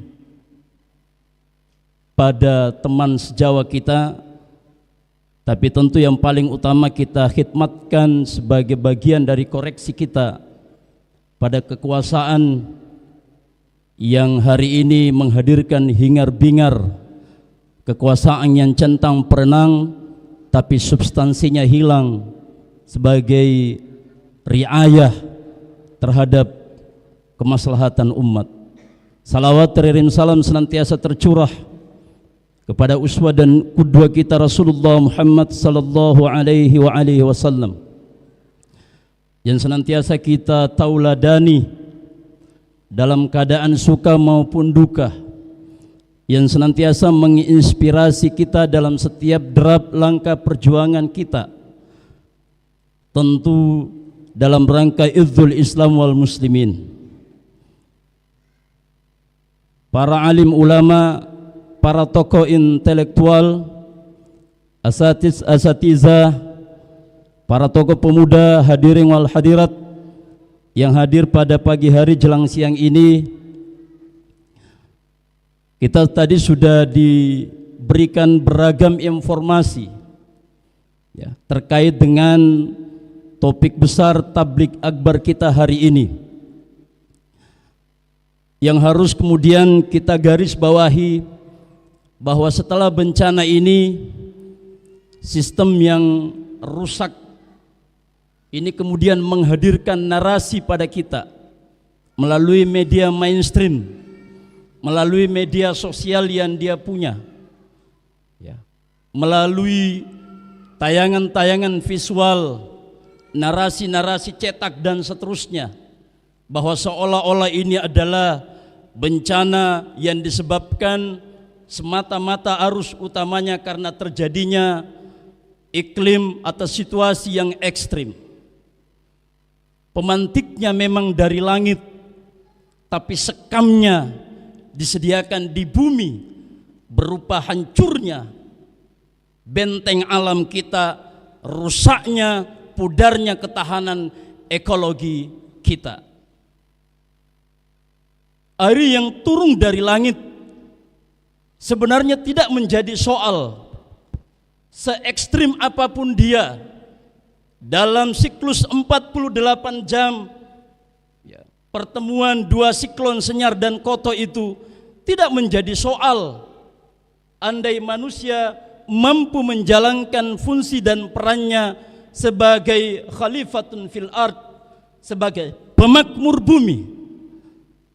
Tapi kapitalisme yang kemudian menjadi pandu negeri ini telah merusak ekologi kita, telah merusak alam yang sedianya kanopi hutan itu, tutupan hutan itu, dia mampu menerima limpahan air dari langit dengan volume 15-35%. Tanah yang dengan jejaring kuat dari akar pohon itu sedianya mampu menerima limpahan air dari langit maksimal 50% volume air hujan dia bisa tampung. Kemudian evapotranspirasi yang akan mengubah menjadi atmosfer kembali, dia bisa menerima sampai maksimal 40%. Dari sejatinya hanya 10-20% limpasan air yang melalui permukaan tanah. Tapi cerita berubah menjadi prahara ketika hutan tidak lagi kita bisa jaga. Maka kerusakan daerah aliran sungai hulu ke hilir tidak hanya membawa air bah, tapi juga membawa jutaan gelontongan kayu hasil perbuatan manusia-manusia rakus, hasil perbuatan manusia yang hanya memikirkan perut, dan di bawah perutnya hasil manusia-manusia yang memanfaatkan kekuatan duitnya untuk membeli otoritas pada mereka yang memiliki kekuasaan. Itulah kapitalisme. Jadi kapitalisme sebenarnya adalah bukan sebagaimana narasi yang muncul di dalam media sosial, di dalam media mainstream, bahwa kami negara hadir, mereka datang ke tempat bencana itu 1, 2, 3 kunjungan untuk kemudian memantik emosi masyarakat bahwa pemimpin mereka hadir, tapi sejatinya tidak. Lewat tangannya yang tanda tangannya tak sampai 4-5 cm telah mengakibatkan bentangan jutaan kilometer hutan habis terbabat. itulah kapitalisme. Kapitalisme kekuasaannya lahir, dikelola, diampu, dirawat oleh anak emasnya yang bernama oligarki. Oligarki datang, dia minum kopi mungkin, atau juga dia minum teh sembari di sofa yang diduduki dengan empuk, di bawah AC yang sejuk, mungkin di kamar hotel atau di bilik bagian dari kamar istana kekuasaan. Pembicaraan dimulai ketika hajatan sekali 5 tahun itu muncul. Oligarki datang melobi. Dia melobi mereka yang dia estimasi menjadi calon kuat untuk mengambil alih kekuasaan rezim. Oligarki melobi, kami bisa menutup semua biaya operasional kampanye Anda. Oligarki melobi, kami bisa menutupi semua jejaring kekuatan kampanye Anda dari pusat sampai daerah. Oligarki melobi, tapi setelah itu apa yang bisa kami dapatkan? Oligarki acap kali datang dari swasta, tapi acap kali juga datang dari bagian kekuasaan itu sendiri. Itulah sebabnya kalau Anda bertanya, bisakah kira-kira bencana ini dijadikan bencana nasional? Saya pinjam narasi, ya, satu sumber menyebutkan mungkin 2 hari sebelum kiamat pun tiba tidak akan dijadikan sebagai bencana nasional. Mengapa? Karena pelaku penerusakan deforestasi hutan ini, hutan tropis ini, diantaranya adalah bagian dari siklus kekuasaan itu sendiri. Ada banyak data yang bisa kita jadikan sebagai basis untuk menelaah bagaimana oligarki sebagai anak emas yang dipelihara oleh sistem kapitalisme ini telah merusak ekologi kita, merusak hutan kita, dan kemudian dia menyebarkan dampak kerusakannya pada masyarakat kecil, tapi dia nikmati keuntungannya pada segelintir elit. Dia distribusikan kekuasaannya begitu masif pada masyarakat kecil, tapi dia himpun keuntungannya di lingkar yang sempit dalam ruang sunyi pembicaraan yang penuh kejahatan untuk terus menganeksasi kekayaan negeri ini agar menjadi pundi-pundi kekuatan kekuasaan yang terus menerus dia ingin abadikan selama pertempuran kekuasaan itu masih berlangsung. Walhi menyebut di Sumatera terkhusus 3 provinsi ini ada 600 izin usaha termasuk konsesi alih fungsi hutan, dari hutan yang merawat biodiversitas, dari hutan yang bisa menjaga struktur tanah agar kuat, ya, agar porisatisasinya bisa berfungsi menyerap air, itu berubah menjadi tanaman, ya, monokultur, tanaman emas yang hari ini menjadi bahan baku pasar global dengan alasan yang selalu dimainkan oleh sistem kapitalisme demi growth ekonomi, pertumbuhan ekonomi, demi lapangan kerja, demi investasi, demi kesejahteraan rakyat. Semua itu adalah kebohongan-kebohongan yang kemudian ingin menghegemoni pikiran kita hari demi hari dalam setiap media-media yang mereka miliki. Karena itu, bagi orang cerdas, bagi orang yang menggunakan akal pikirannya, antara kenyataan dengan pidato-pidato yang heroik yang selalu tampil sekali 5 tahun itu tidaklah pernah ketemu, karena memang kapitalisme sejatinya tak pernah berkhidmat pada kepentingan masyarakat. Kalau tadi ada pidato yang gemoy itu bahwa kami datang untuk masyarakat, itu bohong. Sejatinya mereka bekerja berkhidmat untuk kekuatan kapitalis. Walhi menyebut 2009 sampai 2025 ada 600 Bahkan kalau data Greenomix itu menyebut semenjak 2004 sampai 2017 itu ada 2,2 juta hektar hutan yang berubah dari hutan tropis menjadi tanaman monokultur, menjadi pertambangan yang semuanya legal. Kenapa? Karena negara yang memberikan. Semuanya legal karena ada persetujuan politik.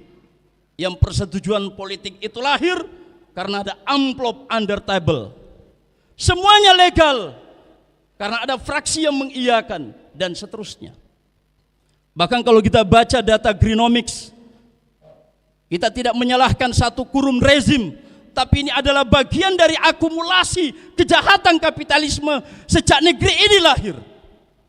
2004 era presiden yang katanya dari militer, Menteri Kehutanannya melepas 600.000 hektar hutan tropis menjadi pusat-pusat pertambangan, menjadi tanaman monokultur dan seterusnya. 2004 sampai 2009, 2009 sampai 2014, Menteri Kehutanan berikutnya melepas 1,4 juta hektar hutan tropis menjadi tanaman industri, HTI. Ini HTI viral lagi ini, hutan tanaman industri. Ya. Kemudian Menteri Kehutanan di era rezim kemarin melepas 215.000 hektar hutan tropis menjadi alih fungsi hutan, tanaman seperti sawit, gambir dan seterusnya. Totalnya 2,2 juta hutan. 2,2 juta hektar hutan tanaman tropis. Bagaimana tidak menjadi prahara ekologi, bagaimana tidak menjadi bencana yang membawa amarah murka alam dan kemudian masyarakat kecil jadi korban. Global Force Watch sudah mengingatkan kita, dalam 21 tahun terakhir Indonesia kehilangan 10,5 juta hektar hutan tropis yang sekali lagi tidak menjadi sekedar tempat hidup aneka satwa, biodiversitas, tapi dia adalah penyerap karbon, penyimpang karbon, penghasil oksigen murni. Dia bukan sekedar lukisan alam, tapi hutan ini dianugerahkan Allah pada kita untuk menjadi penyeimbang agar kita bisa merasakan kenyamanan, kebahagiaan hidup di bumi ini. Indonesia berkontribusi pada rusaknya paru-paru dunia. Dalam 21 tahun terakhir 58,2% menurut Global Force Watch. 58,2% dari 26 negara yang diriset, yang diteliti. Itulah kontribusi kita. Itulah kreasi para oligarki, mereka yang diberikan konsesi tambang, mereka yang diberikan HPH, hak penguasaan hutan, yang hakikatnya adalah hak pemberangusan hutan. Mereka yang diberikan izin untuk konversi hutan menjadi hutan tanaman industri dan seterusnya. Karena itu sekali lagi, kerusakan yang terjadi, bencana yang terjadi ini adalah bencana ekologi yang diakibatkan karena kerakusan sistem kapitalisme dan kepongahan oligarki. Di saat bencana ini terjadi, mereka kemana? Mereka bisa saja di kediamannya ketawa, menikmati kepongahannya, kesombongannya dan seterusnya. Jamaah yang insya Allah dirahmati dan dimuliakan Allah Subhanahu wa ta'ala. Karena itu kita datang ke sini sekali lagi bukan sekedar untuk memperbanyak maklumat kita, ya, tapi ini dijadikan pemantik bahwa pertama, kita jangan menjadi bagian dari kapitalisme. Pejuang Islam jangan menjadi bagian dari kapitalisme. Kapitalisme menghamba pada harta. Karena itu pejuang tidak boleh menjadi bagian dari kapitalisme. Jangan jual semua waktu kita untuk dunia. Bangkitlah berjuang, bergerak, tumbangkan kapitalisme yang menjadi akar penyebab rusaknya negeri ini. Menjadi fasadun fil ard. Siapkah kita Jangan jual waktu kita untuk dunia, juallah untuk dakwah. Karena dengan dakwah insya Allah kita bisa tumbangkan kapitalisme. Berangkat dari kesadaran ideologis, kita ingin menyadarkan umat, mereka yang hingar-bingar sekali dalam 5 tahun penipu sejati. Mereka tak pernah datang untuk memikirkan urusan kita. Mereka sejatinya hanya datang memberi duit, menghargai independensi ideologi masyarakat 300.000 sekali dalam 5 tahun. Begitu sombongnya mereka. Tapi kesadaran umat tak akan bisa muncul, tak akan bisa ada perlawanan untuk meninggalkan sistem kapitalis ini kalau tidak ada pemicunya dari kita. Itulah dakwah. Dakwah tidak hanya di sini, di mana kita berinteraksi, sampaikan. Di sini ada guru besar, di sini ada dosen, di sini ada intelektual, di sini ada pengusaha. Jangan menjadi bagian dari kapitalisme. Jangan jual waktumu untuk dunia. Juallah sebagian waktumu untuk dakwah. Jamaah yang insya Allah dirahmati dan dimuliakan Allah Subhanahu wa ta'ala. Sebagai penutup, kita ingin mengirimkan pesan pada mereka yang selalu menaruh janji pada masyarakat, pada mereka yang selalu memberi harapan bahwa dia ingin memakmurkan negeri ini. Kalau memang sejatinya itu ada di dalam pikiran, kesadaran yang paling dalam pada diri mereka, ada di dada mereka, sebagaimana teriakan-teriakan mereka di podium, sebagaimana mereka yang senantiasa disampaikan di mimbar-mimbar pertemuan-pertemuan mereka. Kita ingatkan, Allah Subhanahu wa ta'ala berfirman di dalam mereka memiliki kewenangan itu, mohon ampunlah pada Allah Subhanahu wa ta'ala. Bagian dari taubatan nasuha kita adalah taubat sistemik. Tinggalkan sistem kapitalisme ini, beralihlah menuju cahaya yang datang dari Allah Subhanahu wa ta'ala. Itulah Islam yang datang dengan paripurna, dengan sistem yang adil, dengan sistem yang sempurna, membawa kerahmatan dalam kehidupan kita. Wa tammat kalimatu rabbika sidqan wa adlan la mubaddila li kalimatillah. Telah sempurna kalimat Tuhanmu, telah sempurna hukum Allah Subhanahu wa ta'ala, telah sempurna Islam menata mengatur kehidupan kita.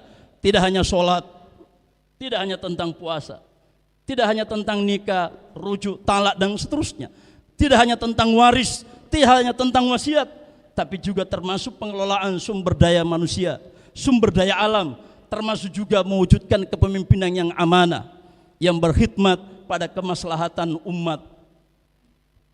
Yang terakhir, satu ayat, Allah Subhanahu wa ta'ala juga berpesan, wa ila madyana akhahum syu'aiban qala ya qaumi i'budullaha wa ma min ilahin gairuhu.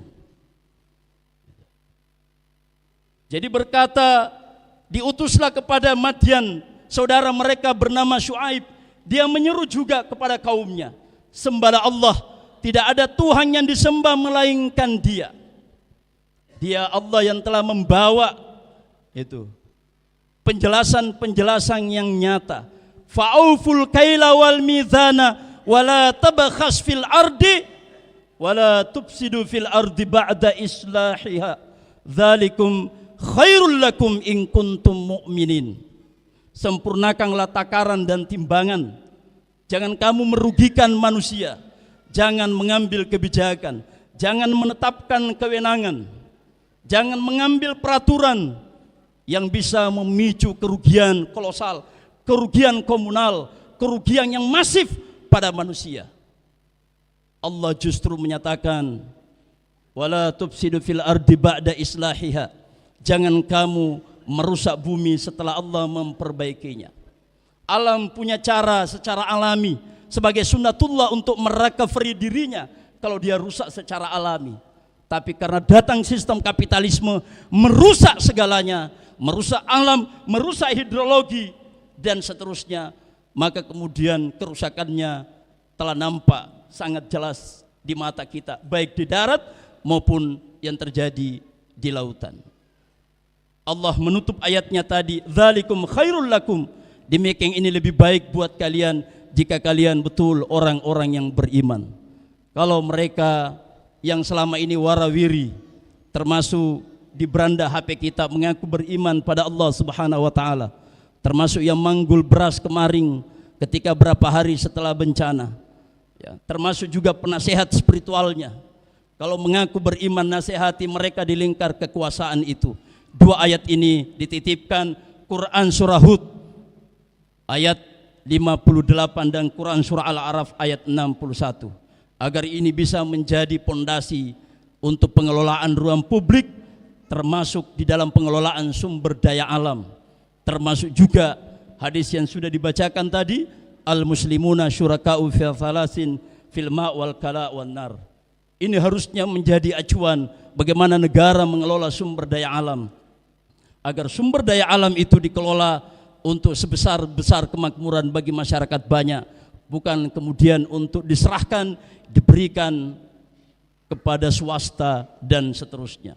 Mudah-mudahan dari takbir akbar ini insya Allah menjadi pemicu lompatan semangat untuk kita sekali lagi bisa lebih besar energi, effort kita berdakwah, menyadarkan umat bahwa kapitalisme lah yang mengelola negara ini, bukan Pancasila dan Undang-Undang Dasar 1945 sebagaimana yang senantiasa mereka narasikan. Sejatinya adalah kapitalisme yang bertentangan dengan Islam. Mari kita kubur kapitalisme, mari kita tumbangkan kapitalisme. Siap?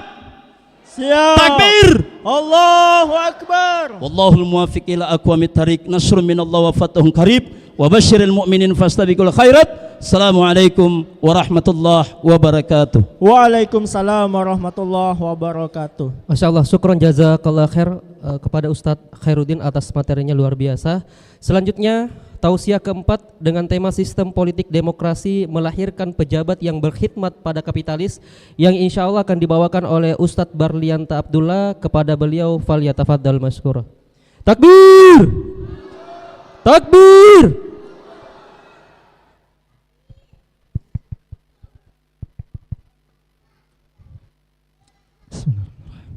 Assalamualaikum warahmatullahi wabarakatuh. Alhamdulillah rabbil alamin, walladzi ja'ala al-islamu ya'lu wa la yu'la alayh.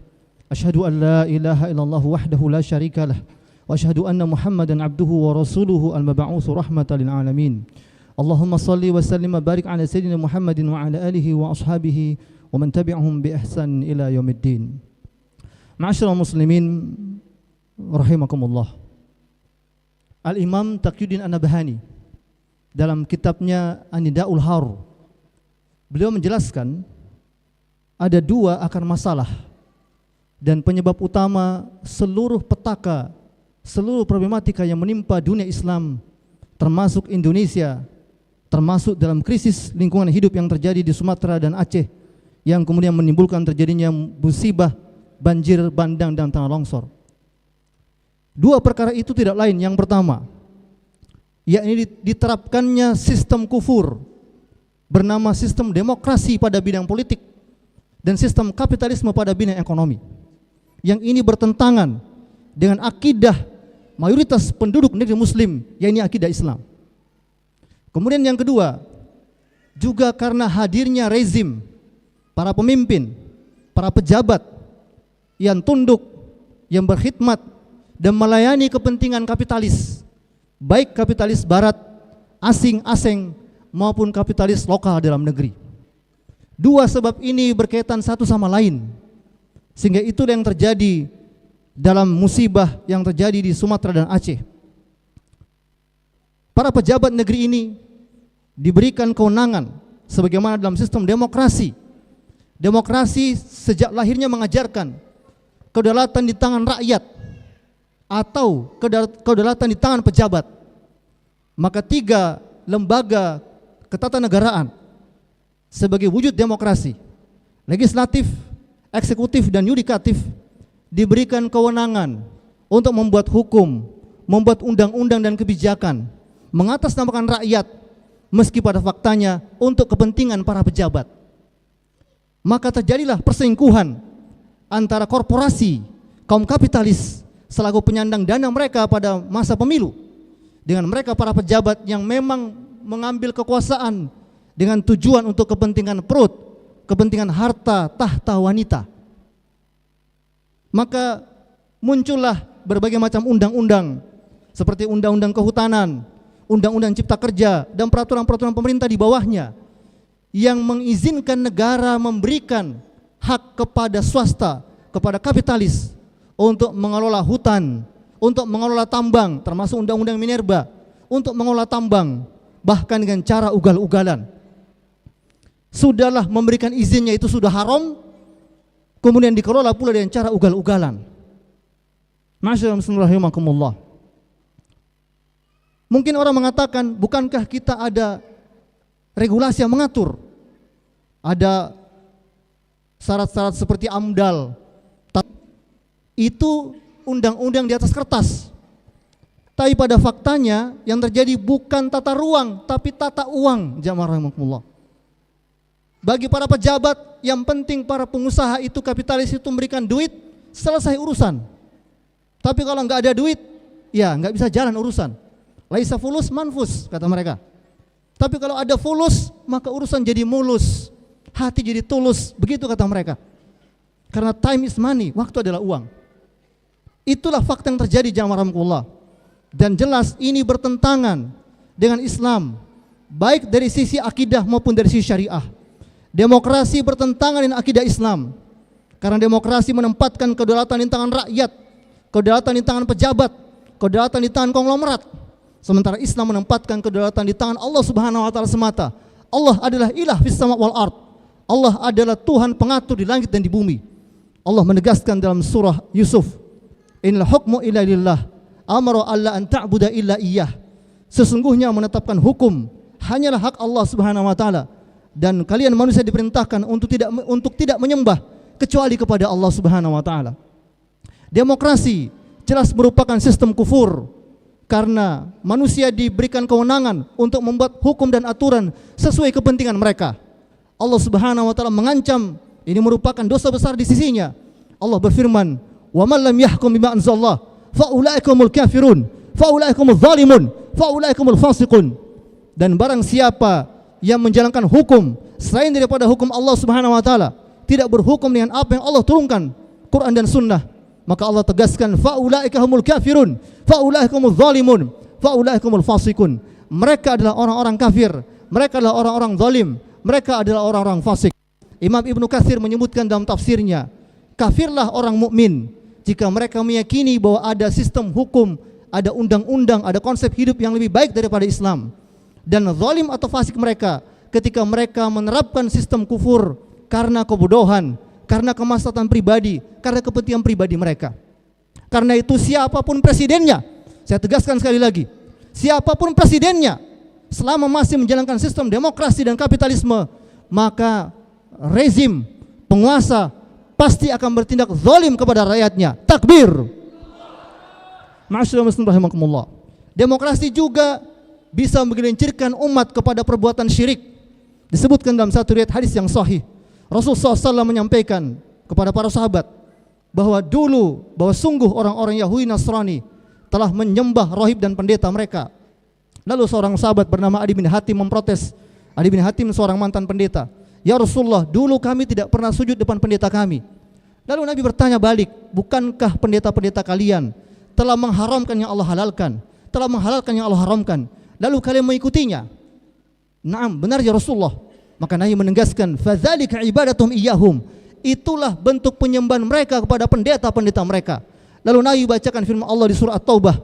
Allah menegaskan, ittakhadhu ahbarahum wa ruhbanahum arbaba min dunillah.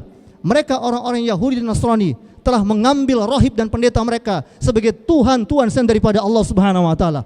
Penerapan sistem demokrasi telah menjadikan pejabat dan korporat sebagai Tuhan-Tuhan selain daripada Allah Subhanahu wa taala. Takbir. Jika seorang mukmin meyakini itu, maka jatuhlah dia kepada dosa syirik. Bukan cuma itu. Penerapan sistem demokrasi dan kapitalisme juga menjatuhkan kaum muslimin pada dosa bid'ah munkaroh. Dalam kitab Saksiyah Islamiyah jilid 1, Imam An-Nabahani menegaskan definisi bid'ah. Beliau katakan, apa itu bid'ah? Seluruh perbuatan, ucapan, pemikiran, hukum yang bertentangan dengan Quran dan Sunnah, yang menyelisih Quran dan Sunnah, maka itu adalah bid'ah. Nabi SAW mengajarkan kepada kita untuk menerapkan syariat Islam dalam kehidupan bernegara dengan sistem bernama sistem khilafah. Nabi bersabda, fa'alaikum bisunnati wa sunnatal khulafa'ur rasyidin al-mahdiyyin. Ikutilah oleh kalian sunnahku dan sunnah khulafa'ur rasyidin yang mendapatkan petunjuk. Namun sistem demokrasi justru menjadikan umat bukan mengikuti sunnah Nabi dan sunnah khulafa'ur rasyidin, melainkan mengikuti sunnahnya, jalannya Plato, Socrates, Montesquieu, Machiavelli, Adam Smith, David Ricardo. Mereka adalah para filosof pemikir barat yang menggagas teori demokrasi dan kapitalisme. Nabi SAW menegaskan, man amila amalan laisa lahu min amruna faraddun. Siapa yang beramal, kata Nabi, yang tidak kuperintahkan, tidak mengikuti sunnahku, kata Nabi, maka itu ditolak di sisi Allah Subhanahu wa taala.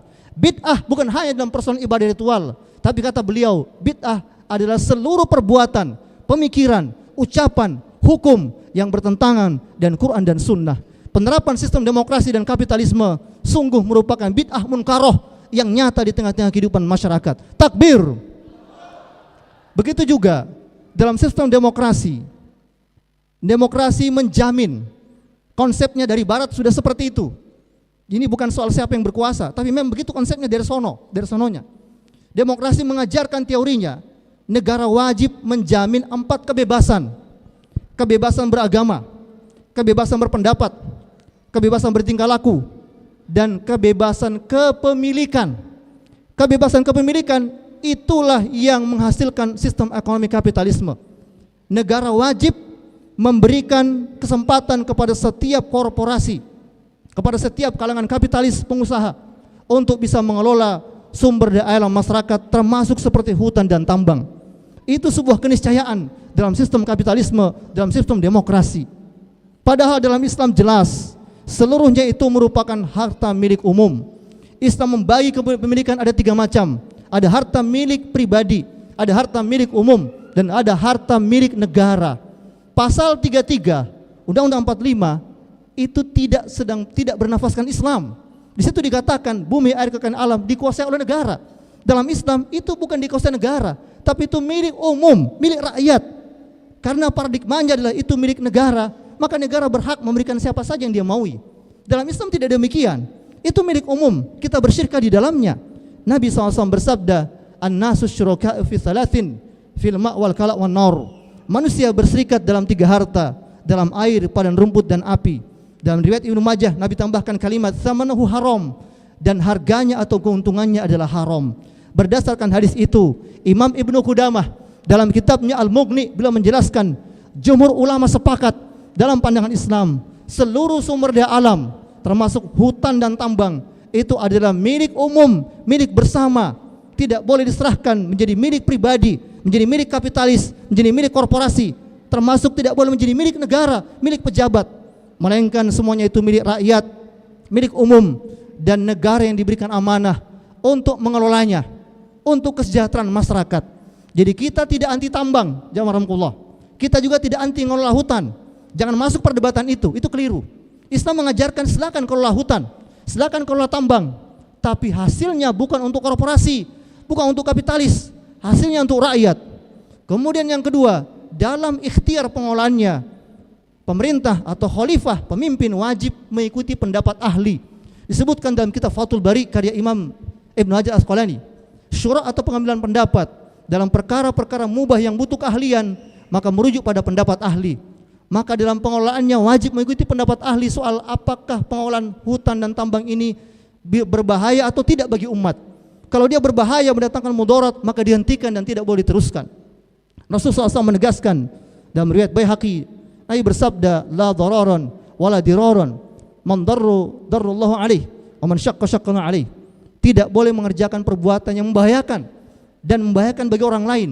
Dan barang siapa, kata Nabi, yang membahayakan orang lain, maka Allah akan membahayakannya di akhirat nanti. Dan siapa yang menyulitkan orang lain, Allah akan menyulitkannya di akhirat nanti. Karena itu dalam pandangan Islam, negara sebagai pihak yang diberi amanah untuk mengelola hutan dan tambang, untuk kesejahteraan rakyat dan wajib mengikuti pendapat para ahli agar dalam mengelolanya tidak mendatangkan mudarat, sebaliknya mendatangkan maslahat bagi masyarakat. Ma'asyiral muslimin rahimakumullah, terbuktilah sudah demokrasi adalah sistem yang menjadikan pejabat menghamba, berkhidmat, melayani rakyat.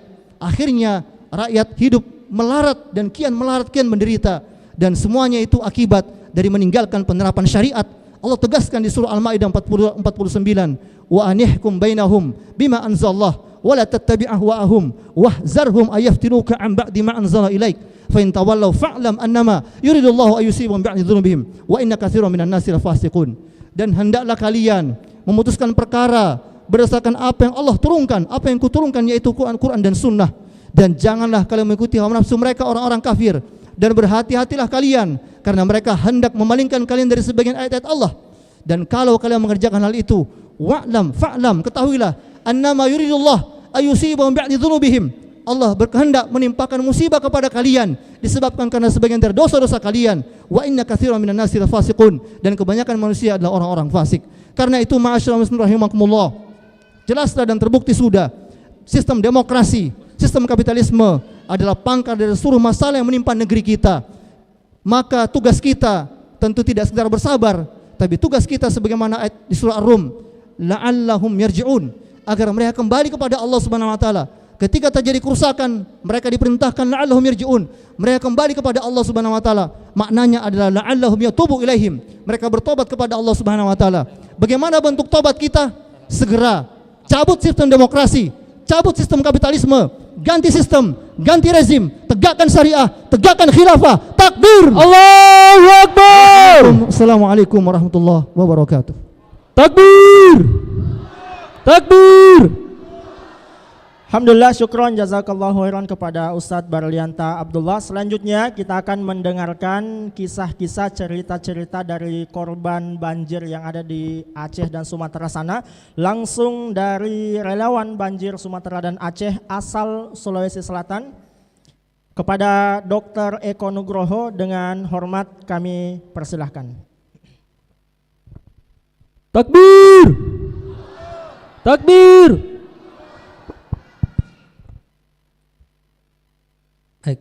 Bismillahirrahmanirrahim. Assalamualaikum warahmatullahi wabarakatuh. Alhamdulillah, alhamdulillahirabbil alamin. Pada kesempatan yang berbahagia ini, Bapak Ibu sekalian peserta Tablik Akbar, di sini ada banyak sekali ustadz-ustadz, ulama, dan seluruh peserta yang memastikan diri hadir pada kesempatan hari ini. Perkenalkan, saya Dr. Eko Nugroho, kebetulan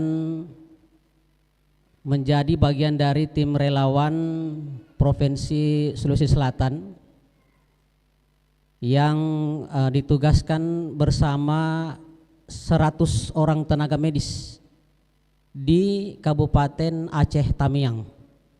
Tadi saya lihat ada sekilas video yang menggambarkan bagaimana penderitaan saudara-saudara kita di Kabupaten Aceh Tamiang.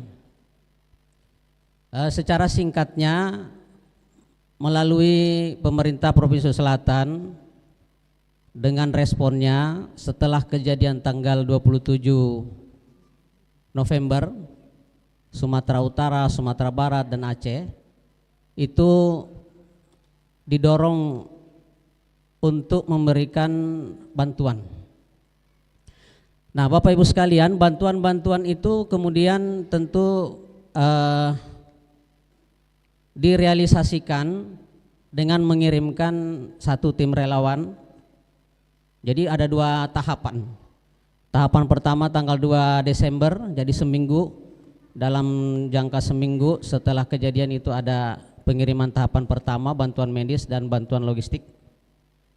Terus tahapan kedua ini lebih besar lagi jumlah tim medisnya, sampai 100. Kalau yang tahap pertama itu hanya 16 orang, terdiri dari dokter spesialis dengan perawat. Kalau yang tahap kedua itu sampai 100 orang. Memobilisasi tenaga medis yang ada di 24 kabupaten kota di Sulsel. Jadi karena melihat skala kebencanaan yang besar dan dampaknya di Kabupaten Aceh Tamiang, maka lebih banyak bentuk bantuannya.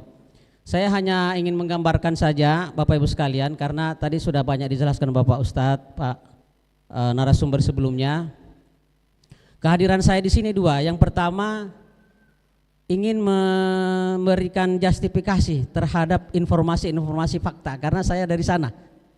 Ya, jadi kehadiran saya karena saya pernah ke sana 7 hari.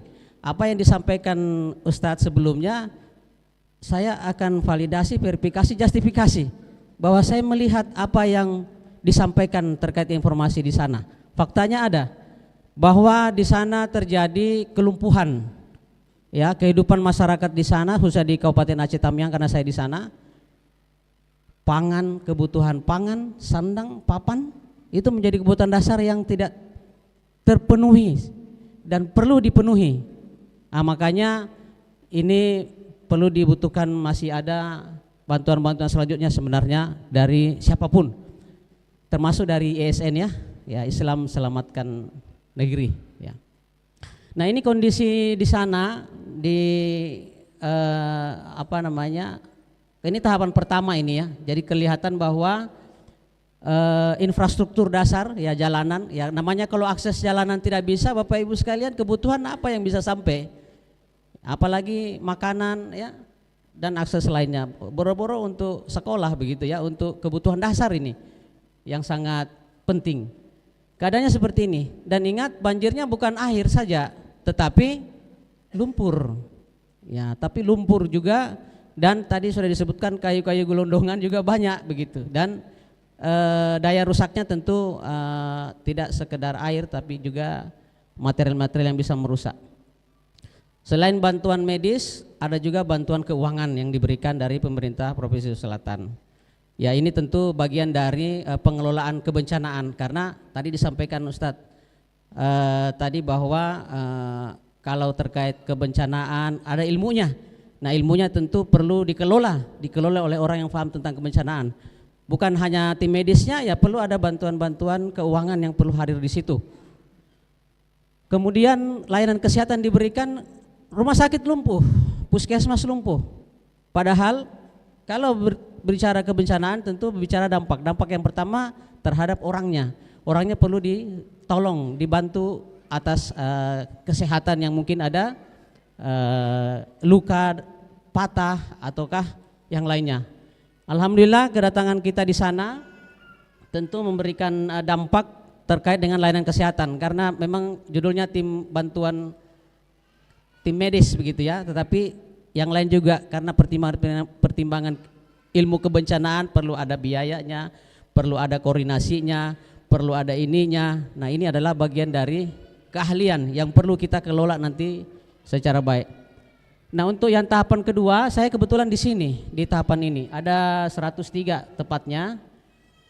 Nah, ini kita di Hotel Sultan dulu untuk mempersiapkan sebelum masuk ke Kabupaten Aceh Tamiang. Jadi ada transitnya dulu kami di sana sehari sambil menunggu arahan, dan tidak mudah memobilisasi 100 orang itu, naik pesawatnya, bagasinya, obat-obatnya dipastikan harus ada, jangan sampai orangnya sampai obatnya ketinggalan. Jadi pas kita sampai obatnya sudah harus ready untuk kita pakai melayani segera kepada masyarakat. Tidak boleh lagi ada tertinggal. Jadi memobilisasi ini juga perlu keilmuan juga, koordinasi dan seterusnya. Siapa yang dilibatkan, Dinas Perhubungan, Badan Penanggulangan Bencana daerahnya, ya, komunikasi, ya, informasi dan seterusnya. Nah, ini fakta-fakta di lapangan. Kalau yang Mbak Ustadz tadi lihat semua, Bapak Ibu sekalian, yang dilihat video, ya ini saya potret sendiri. Ya, saya potret sendiri. Memang keadaannya seperti ini, sangat destruktif istilahnya, ya, sangat merusak. Dan itu skala kebencanaan tentu kalau destruktif, ya tentu penanganannya tidak boleh lamban, harus cepat. Dan koordinasi pihak terkait yang tentu sudah ahli di bidangnya. Ini rumah sakitnya, namanya Rumah Sakit Muda Sedia di Kabupaten Aceh Tamiang. Kemudian ini gambarannya tadi. Kalau tadi yang YouTube bilang saya kasihan melihat orang yang meminta-minta. Ya tidak ada orang yang meminta-minta, tapi keadaan ini kita lihat di sana. Semuanya, seluruh masyarakatnya. Tamiang itu sekitar 300.000 jumlah penduduknya. Kami ada di 14 titik lokasi. Itu ada namanya Kecamatan Bendahara. Nah, ini bagus juga namanya Kecamatan Bendahara. Ya, itu di situ kami dialokasikan oleh Kepala Dinas Kesehatan Kabupaten Aceh Tamiang untuk melakukan layanan karena di situ yang paling berdampak. Ya. Kemudian bantuan logistik kita mobilisasi juga, jadi bantuan dana itu kita adakan di Medan untuk kita siapkan dan kemudian langsung terdistribusi ke sasaran. Slide. Termasuk apa kebutuhannya? Air bersih. Coba bayangkan Ustadz, kalau banjir, penuh lumpur, air dari mana? Nah itu juga kebutuhan yang kita pikirkan dan kita siapkan. Maksudnya kita lakukan dropping untuk air bersih itu dan tentu ini koordinasi juga. Airnya dari mana? Dari Medan untuk bisa ke, kalau dari Sulsel bagaimana caranya kan? Jauh, jadi dari Medan kita secara pergilirkan koordinasi dengan pihak terkait untuk bisa disiapkan. Kita biayakan gitu. Nah ini layanan kami di posko-posko, ada 14 posko yang kita lakukan layanan. Jumlah layanan selama kami 5 hari efektif karena hari pertama juga di perjalanan, hari terakhir di perjalanan 7 hari, 5 hari, 6 hari itu ya berarti itu kurang lebih di rumah sakit ada 200 layanan, termasuk tadi ada yang seksio dilahirkan baiknya alhamdulillah. 1 OK-nya awalnya kita datang tidak berfungsi, kita fungsikan 1 OK lagi ya, kamar operasi maksudnya, supaya bisa dijalankan oleh teman-teman yang datang lagi karena kita tidak mungkin kita tinggal terus di sana. Jadi kita menitip sesuatu yang kita bangun sehingga bisa berkesinambungan bentuk layanannya. Ada 1 OK lagi yang kita buka, alhamdulillah sudah 2 saat ini. Untuk puskesmas, nah ini karena terus terang puskesmas ini susah kita aktifasi. Kenapa? Karena yang berdampak ya perawat-perawatnya, dokter-dokternya yang tenggelam rumahnya, dokternya juga yang kehilangan keluarga gitu, perawat jadi masih perlu trauma healing, jadi masih kita minta juga untuk diaktifasi juga, maksudnya kita mengerti juga, jadi perlu ada waktu. Tapi untuk rumah sakit perlu karena itu rujukan untuk penanganan gawat daruratnya. Inilah gambaran Bapak Ibu sekalian yang sempat kami potret bahwa ya tadi ini gambar menjustifikasi Bapak Ibu sekalian. Saya dari sana, apa yang disampaikan informasi-informasi itu benar bahwa banyak gelondongan kayu. Nah, silahkan mari kita menyimpulkan bahwa apakah ini bencana saja sebagai kauda ataukah bencana karena campur tangan ulah manusia, kata Ustaz Nas tadi kan.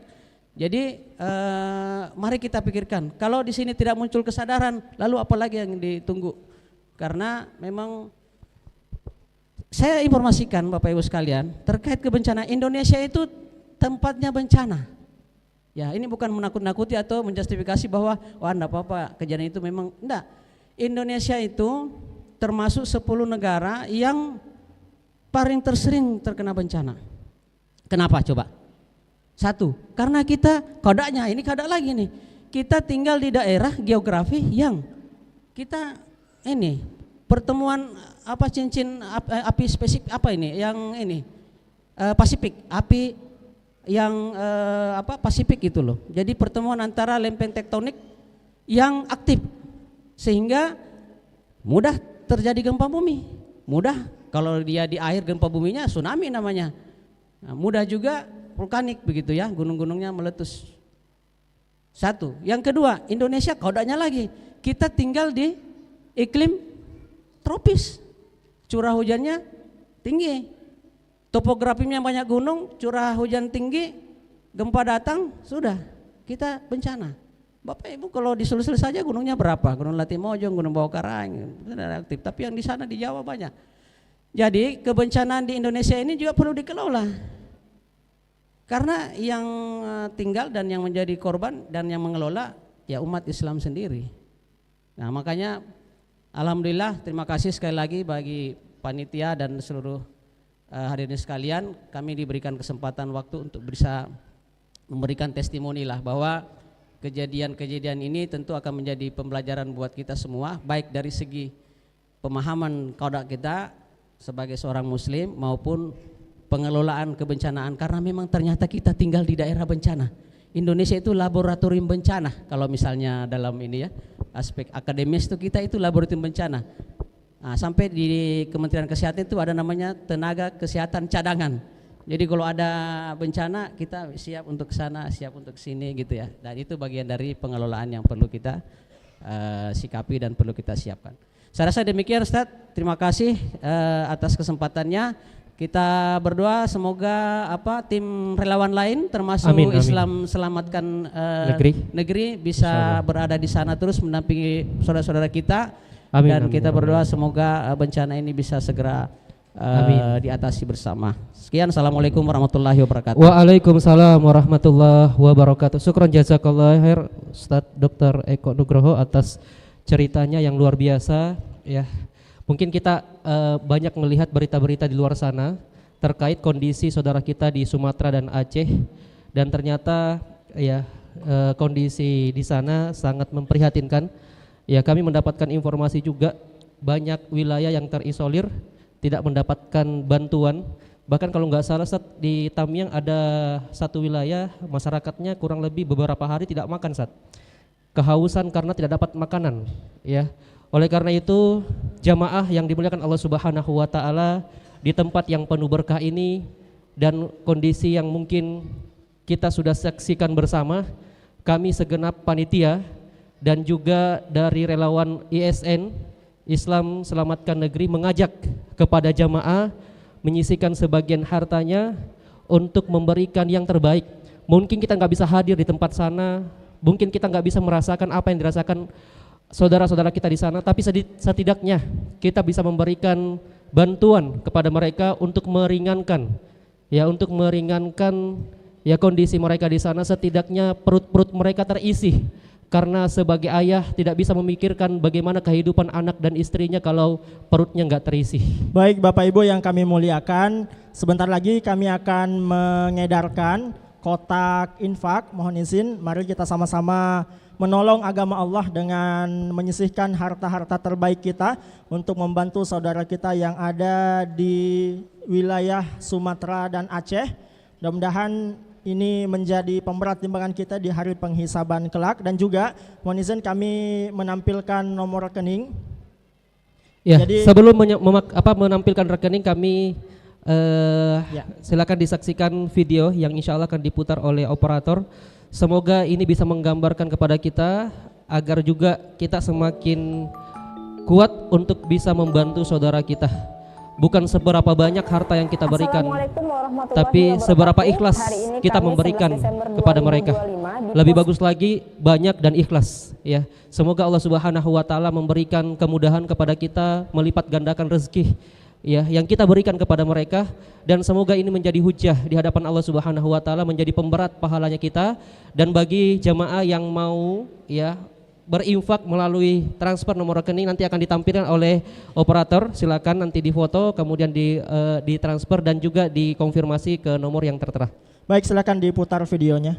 Assalamualaikum warahmatullahi wabarakatuh. Hari ini Kamis 11 Desember 2025 di Posko ISN Islam Selamatkan Negeri Sumatera Utara sedang berlangsung penyortiran bantuan dalam bentuk pakaian yang kemudian akan disalurkan ke para korban bencana di beberapa titik di wilayah Sumatera Utara.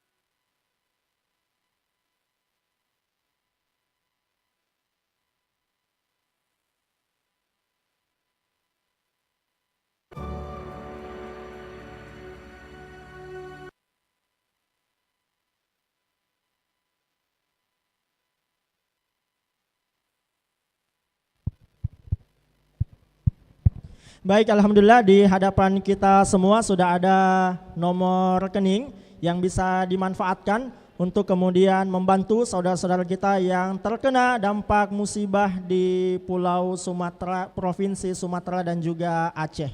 Ya, semoga harta yang kita berikan mungkin bisa memberikan kita kemudahan juga, ya, berlipat ganda diberikan oleh Allah Subhanahu wa taala, dan semoga bisa jadi bukti di hadapan Allah bahwa kita bersama dengan mereka. Mungkin kita nggak bisa hadir di tempat sana, tapi dengan doa dan juga harta yang mungkin kita sisihkan untuk mereka bisa sedikit meringankan, ya, bisa meringankan penderitaan mereka, dan semoga kelak juga kita bisa mendapatkan lipat ganda pahala insyaallah. Baik, mohon izin bisa juga menginformasikan kepada sanak keluarga, sahabat, rekan-rekan, barangkali ada di antara mereka yang ingin juga membantu saudara-saudara kita di Sumatera dan Aceh, bisa bantu mengirimkan nomor rekening yang telah ditampilkan dan mengajak, mudah-mudahan juga menjadi pahala untuk kita yang sebagai perantara mengajak kepada kebaikan. Ya, dengan saat ini, ya, jamaah yang dimuliakan Allah Subhanahu wa taala, kurang lebih 50 kota dan kabupaten yang terdampak banjir dan masih sangat banyak yang belum tersentuh, ya, tersentuh untuk mendapatkan bantuan, ya, sehingga ISN berkomitmen, ya, berupaya untuk bagaimana bisa mengakses, ya, wilayah-wilayah yang saat ini mungkin sangat membutuhkan bantuan-bantuan kita. Oleh karena itu momentum saat ini jamaah, semoga kita bisa, ya, memberikan yang terbaik kepada mereka, sisihkan harta kita insyaallah. Baik, kami ucapkan syukron jazakumullahu khairan kepada Bapak Ibu hadirin yang telah berpartisipasi dan yang akan berpartisipasi. Mudah-mudahan Allah membalas apa yang Bapak Ibu lakukan dengan kebaikan yang lebih banyak lagi. Ya, jadi silakan difoto, kemudian bisa di-share seluas-luasnya, ajak kerabat kita, keluarga kita, tetangga kita, teman kita. Ya, mungkin dari tangan-tangan mereka ada yang tergugah untuk memberikan hartanya, ya, menyisihkan hartanya untuk disalurkan kepada saudara-saudara kita. Semoga bisa meringankan penderitaan-penderitaan mereka. Mohon izin untuk tidak beranjak dulu karena kami masih ada rangkaian acara selanjutnya yang insya Allah mudah-mudahan bisa menambahkan kembali kepada kita semua banyak ilmu yang bermanfaat. Baik, syukran jazakumullah khairan katsiran atas jamaah yang telah berinfak dan akan berinfak. Semoga Allah melipat gandakan rezeki yang telah kita keluarkan, dan semoga Allah senantiasa limpahkan keberkahan untuk diri kita dan juga keluarga kita. Amin ya rabbal alamin. Takbir! Allahu akbar. Takbir! Allahu akbar. Baik, kita masuk ke tausiah selanjutnya, tausiah yang kelima, yang insya Allah akan dibawakan oleh Ustadz Ali Wardana dengan tema mewujudkan negeri yang berkah. Kepada beliau falyatafaddal mazkura. Takbir.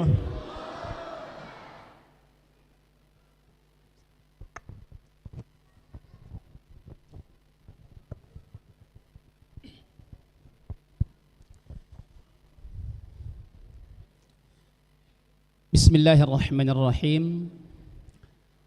Assalamualaikum warahmatullahi wabarakatuh.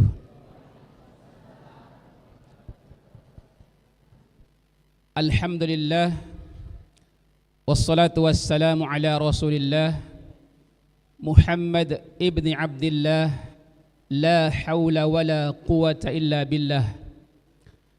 Ashhadu an la ilaha illallah wahdahu la syarika lah, wa ashhadu anna Muhammadan abduhu wa rasuluhu la nabiyya wa rasula ba'dah. Allahumma salli ala Muhammad.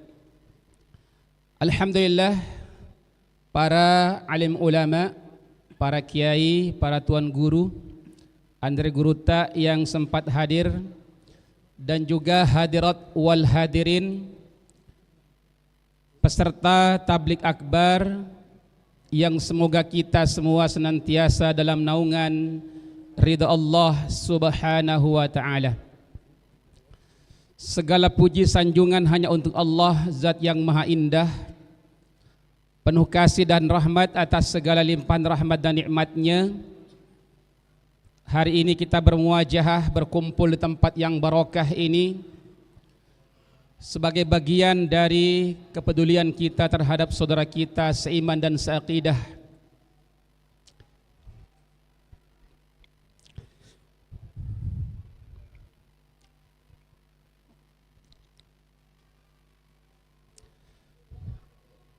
jarak kita dengan mereka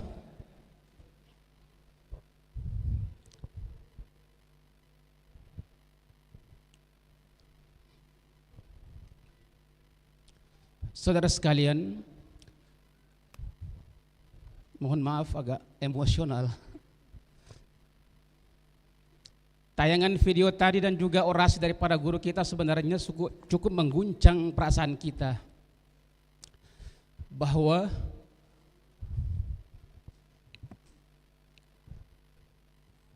iya, afwan. Entah mengapa iya perasaan ini terlalu mudah untuk terenyuh. Dan biasanya ketika hati terguncang itu lidah menjadi keluh. Saya mohon sedikit waktu untuk menenangkan perasaan saya. Mungkin panitia ada tisunya panitia? Takbir. Ayo. Kita panaskan dengan takbir. Allahu Akbar. Sekali lagi. Allahu Akbar. Alhamdulillah. Sudah cukup rileks. Saudara sekalian, pernahkah kita bertanya? Iya, syukur. Masya Allah.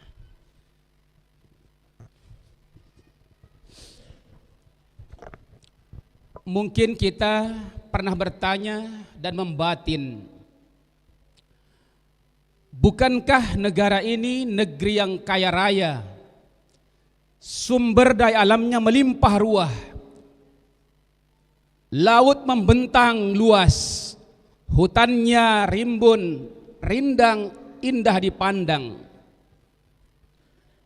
Dalam perut bumi Indonesia tersimpan mutiara-mutiara yang sangat luar biasa yang Allah titipkan kepada kita hamba Allah. Namun keberkahan, ketenangan, kedamaian sangat sulit kita rasakan. Pertanyaannya, apakah Allah sepelit itu menurunkan keberkahan kepada Indonesia? Saya ulangi, apakah Allah begitu pelit menurunkan keberkahan ke bumi Indonesia? Ataukah kita yang memang takut atau enggan untuk dekat kepada Allah Subhanahu wa ta'ala?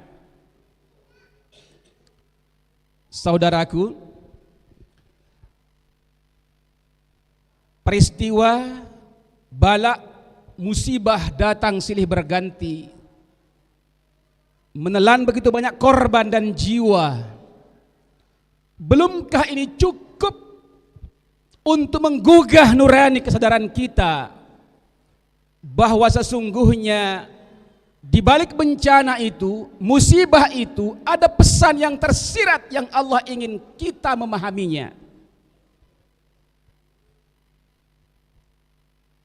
Allah Subhanahu wa ta'ala tak sekedar memberikan ancaman, zaharal fasadu fil barri wal bahri bima kasabat aydin nas, bahwa telah dampak nyata kerusakan di daratan dan di lautan karena ulah tangan manusia.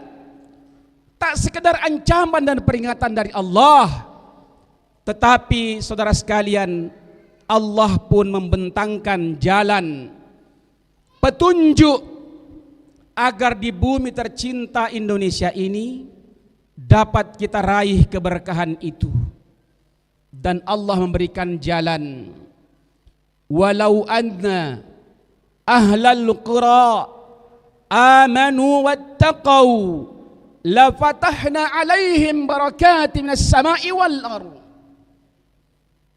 Ingat, diksi yang Allah pakai adalah andai saja suatu negeri mereka beriman dan bertakwa kepada Allah. Allah tidak mengatakan andai suatu negeri ekonominya maju, Allah bukakan keberkahan. Tidak. Allah juga tidak mengatakan andai suatu negeri teknologinya maju, Allah akan bukakan keberkahan. Juga tidak.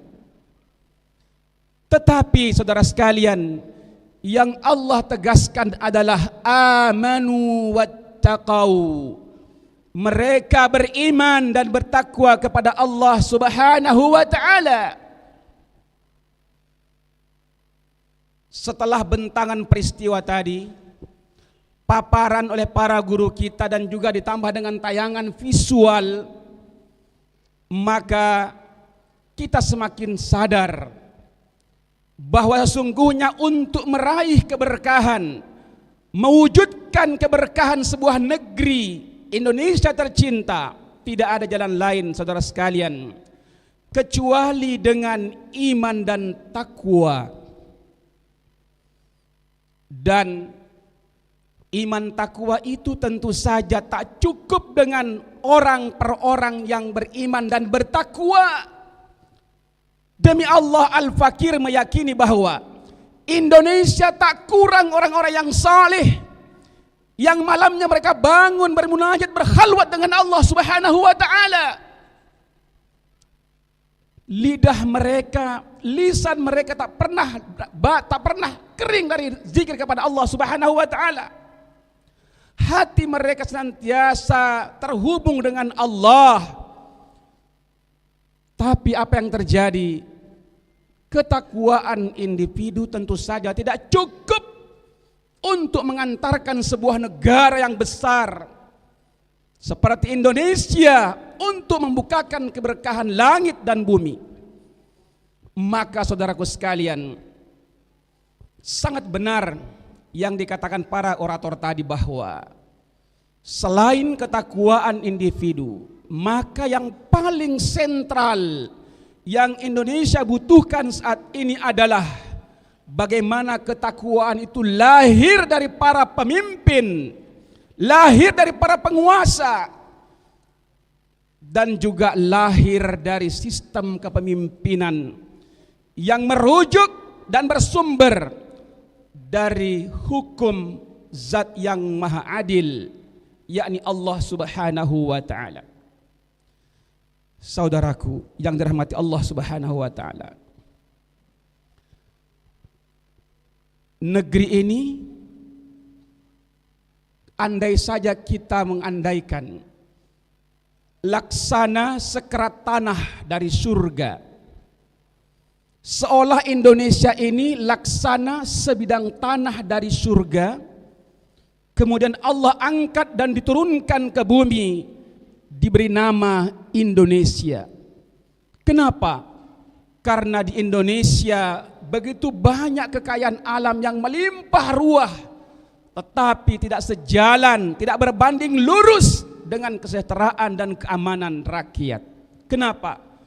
Karena penguasa yang hari ini justru tidak menjadikan jalan iman dan takwa kepada Allah untuk memantik terbukanya pintu keberkahan minas sama' wal ard.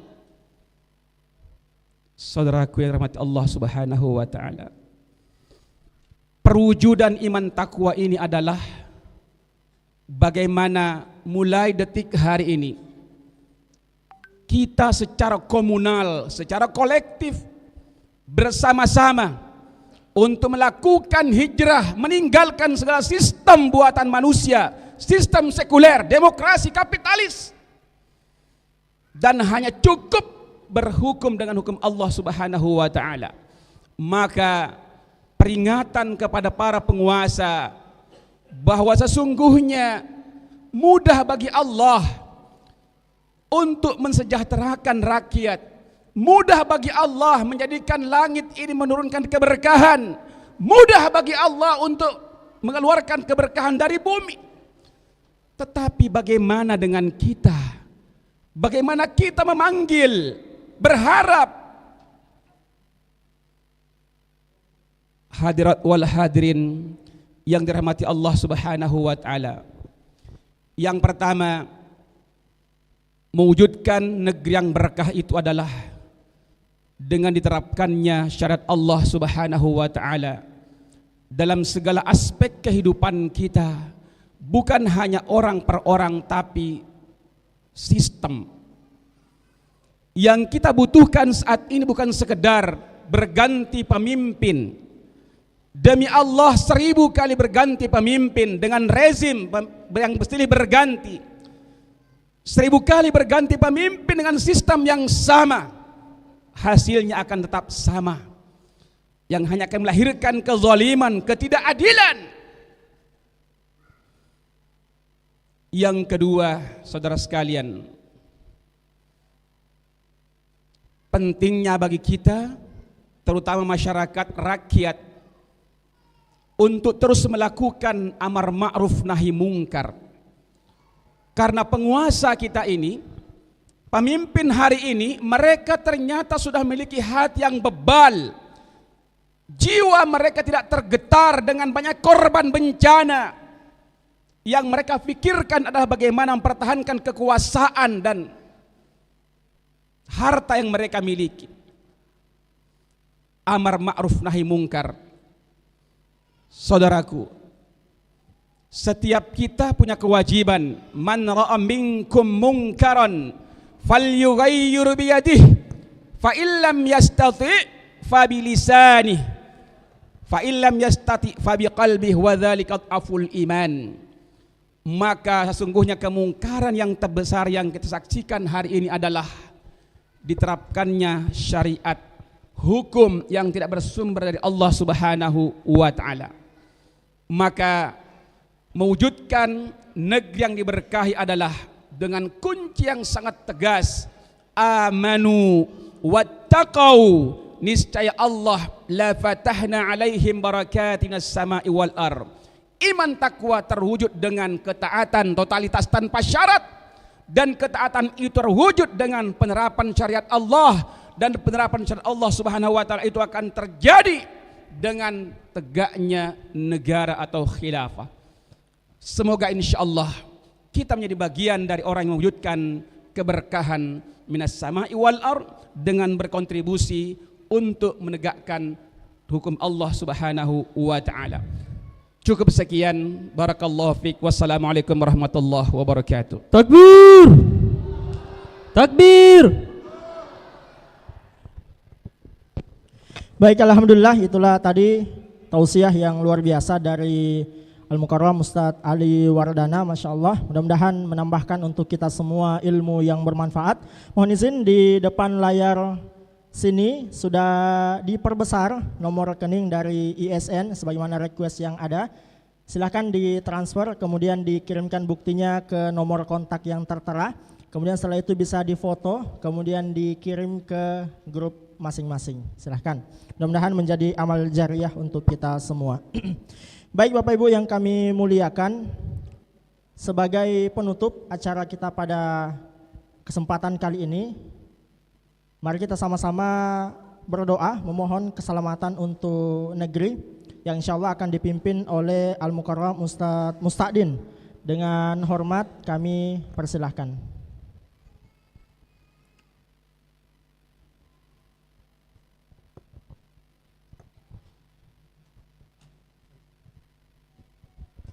Takbir.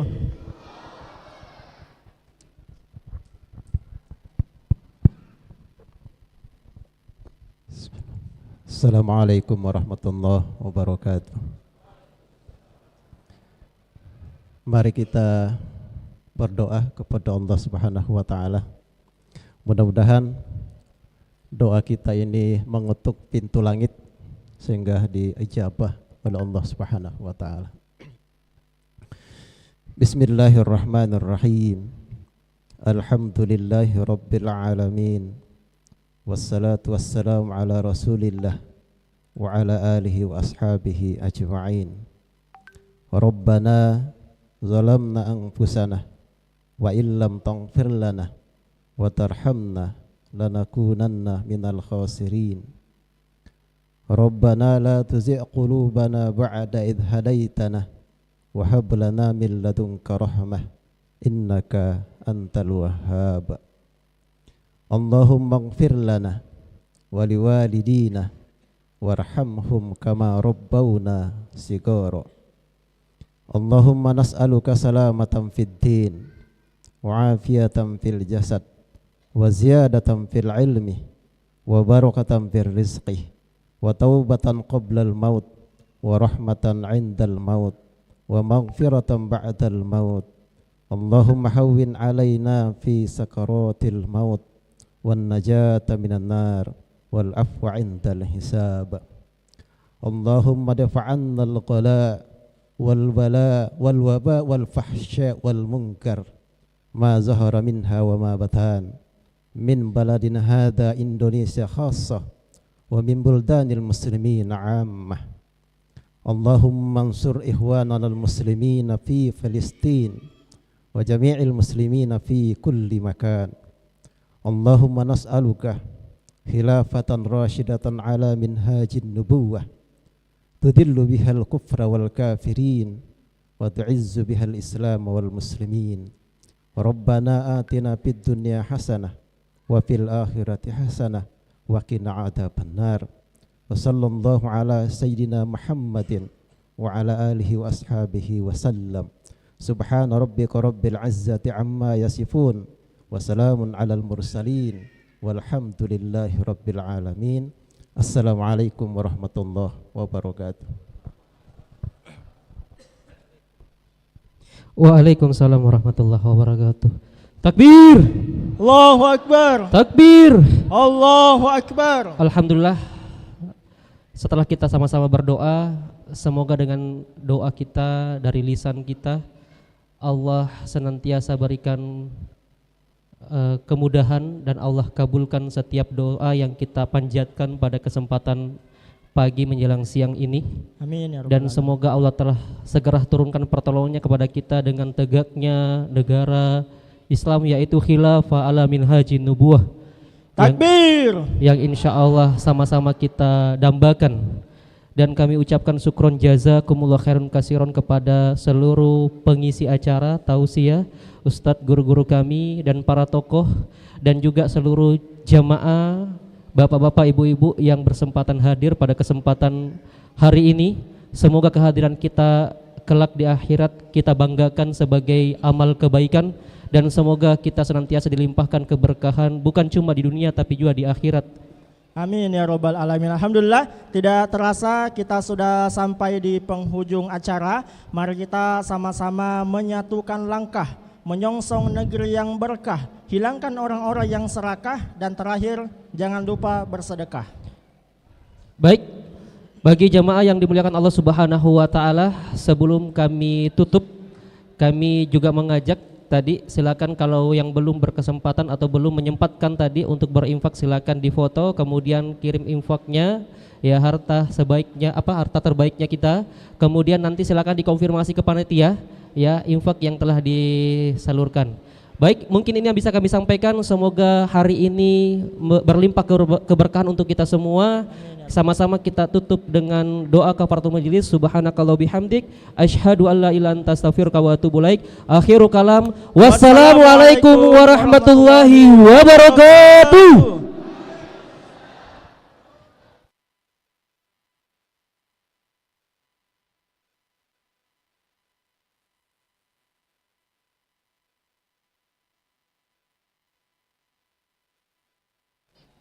Cek.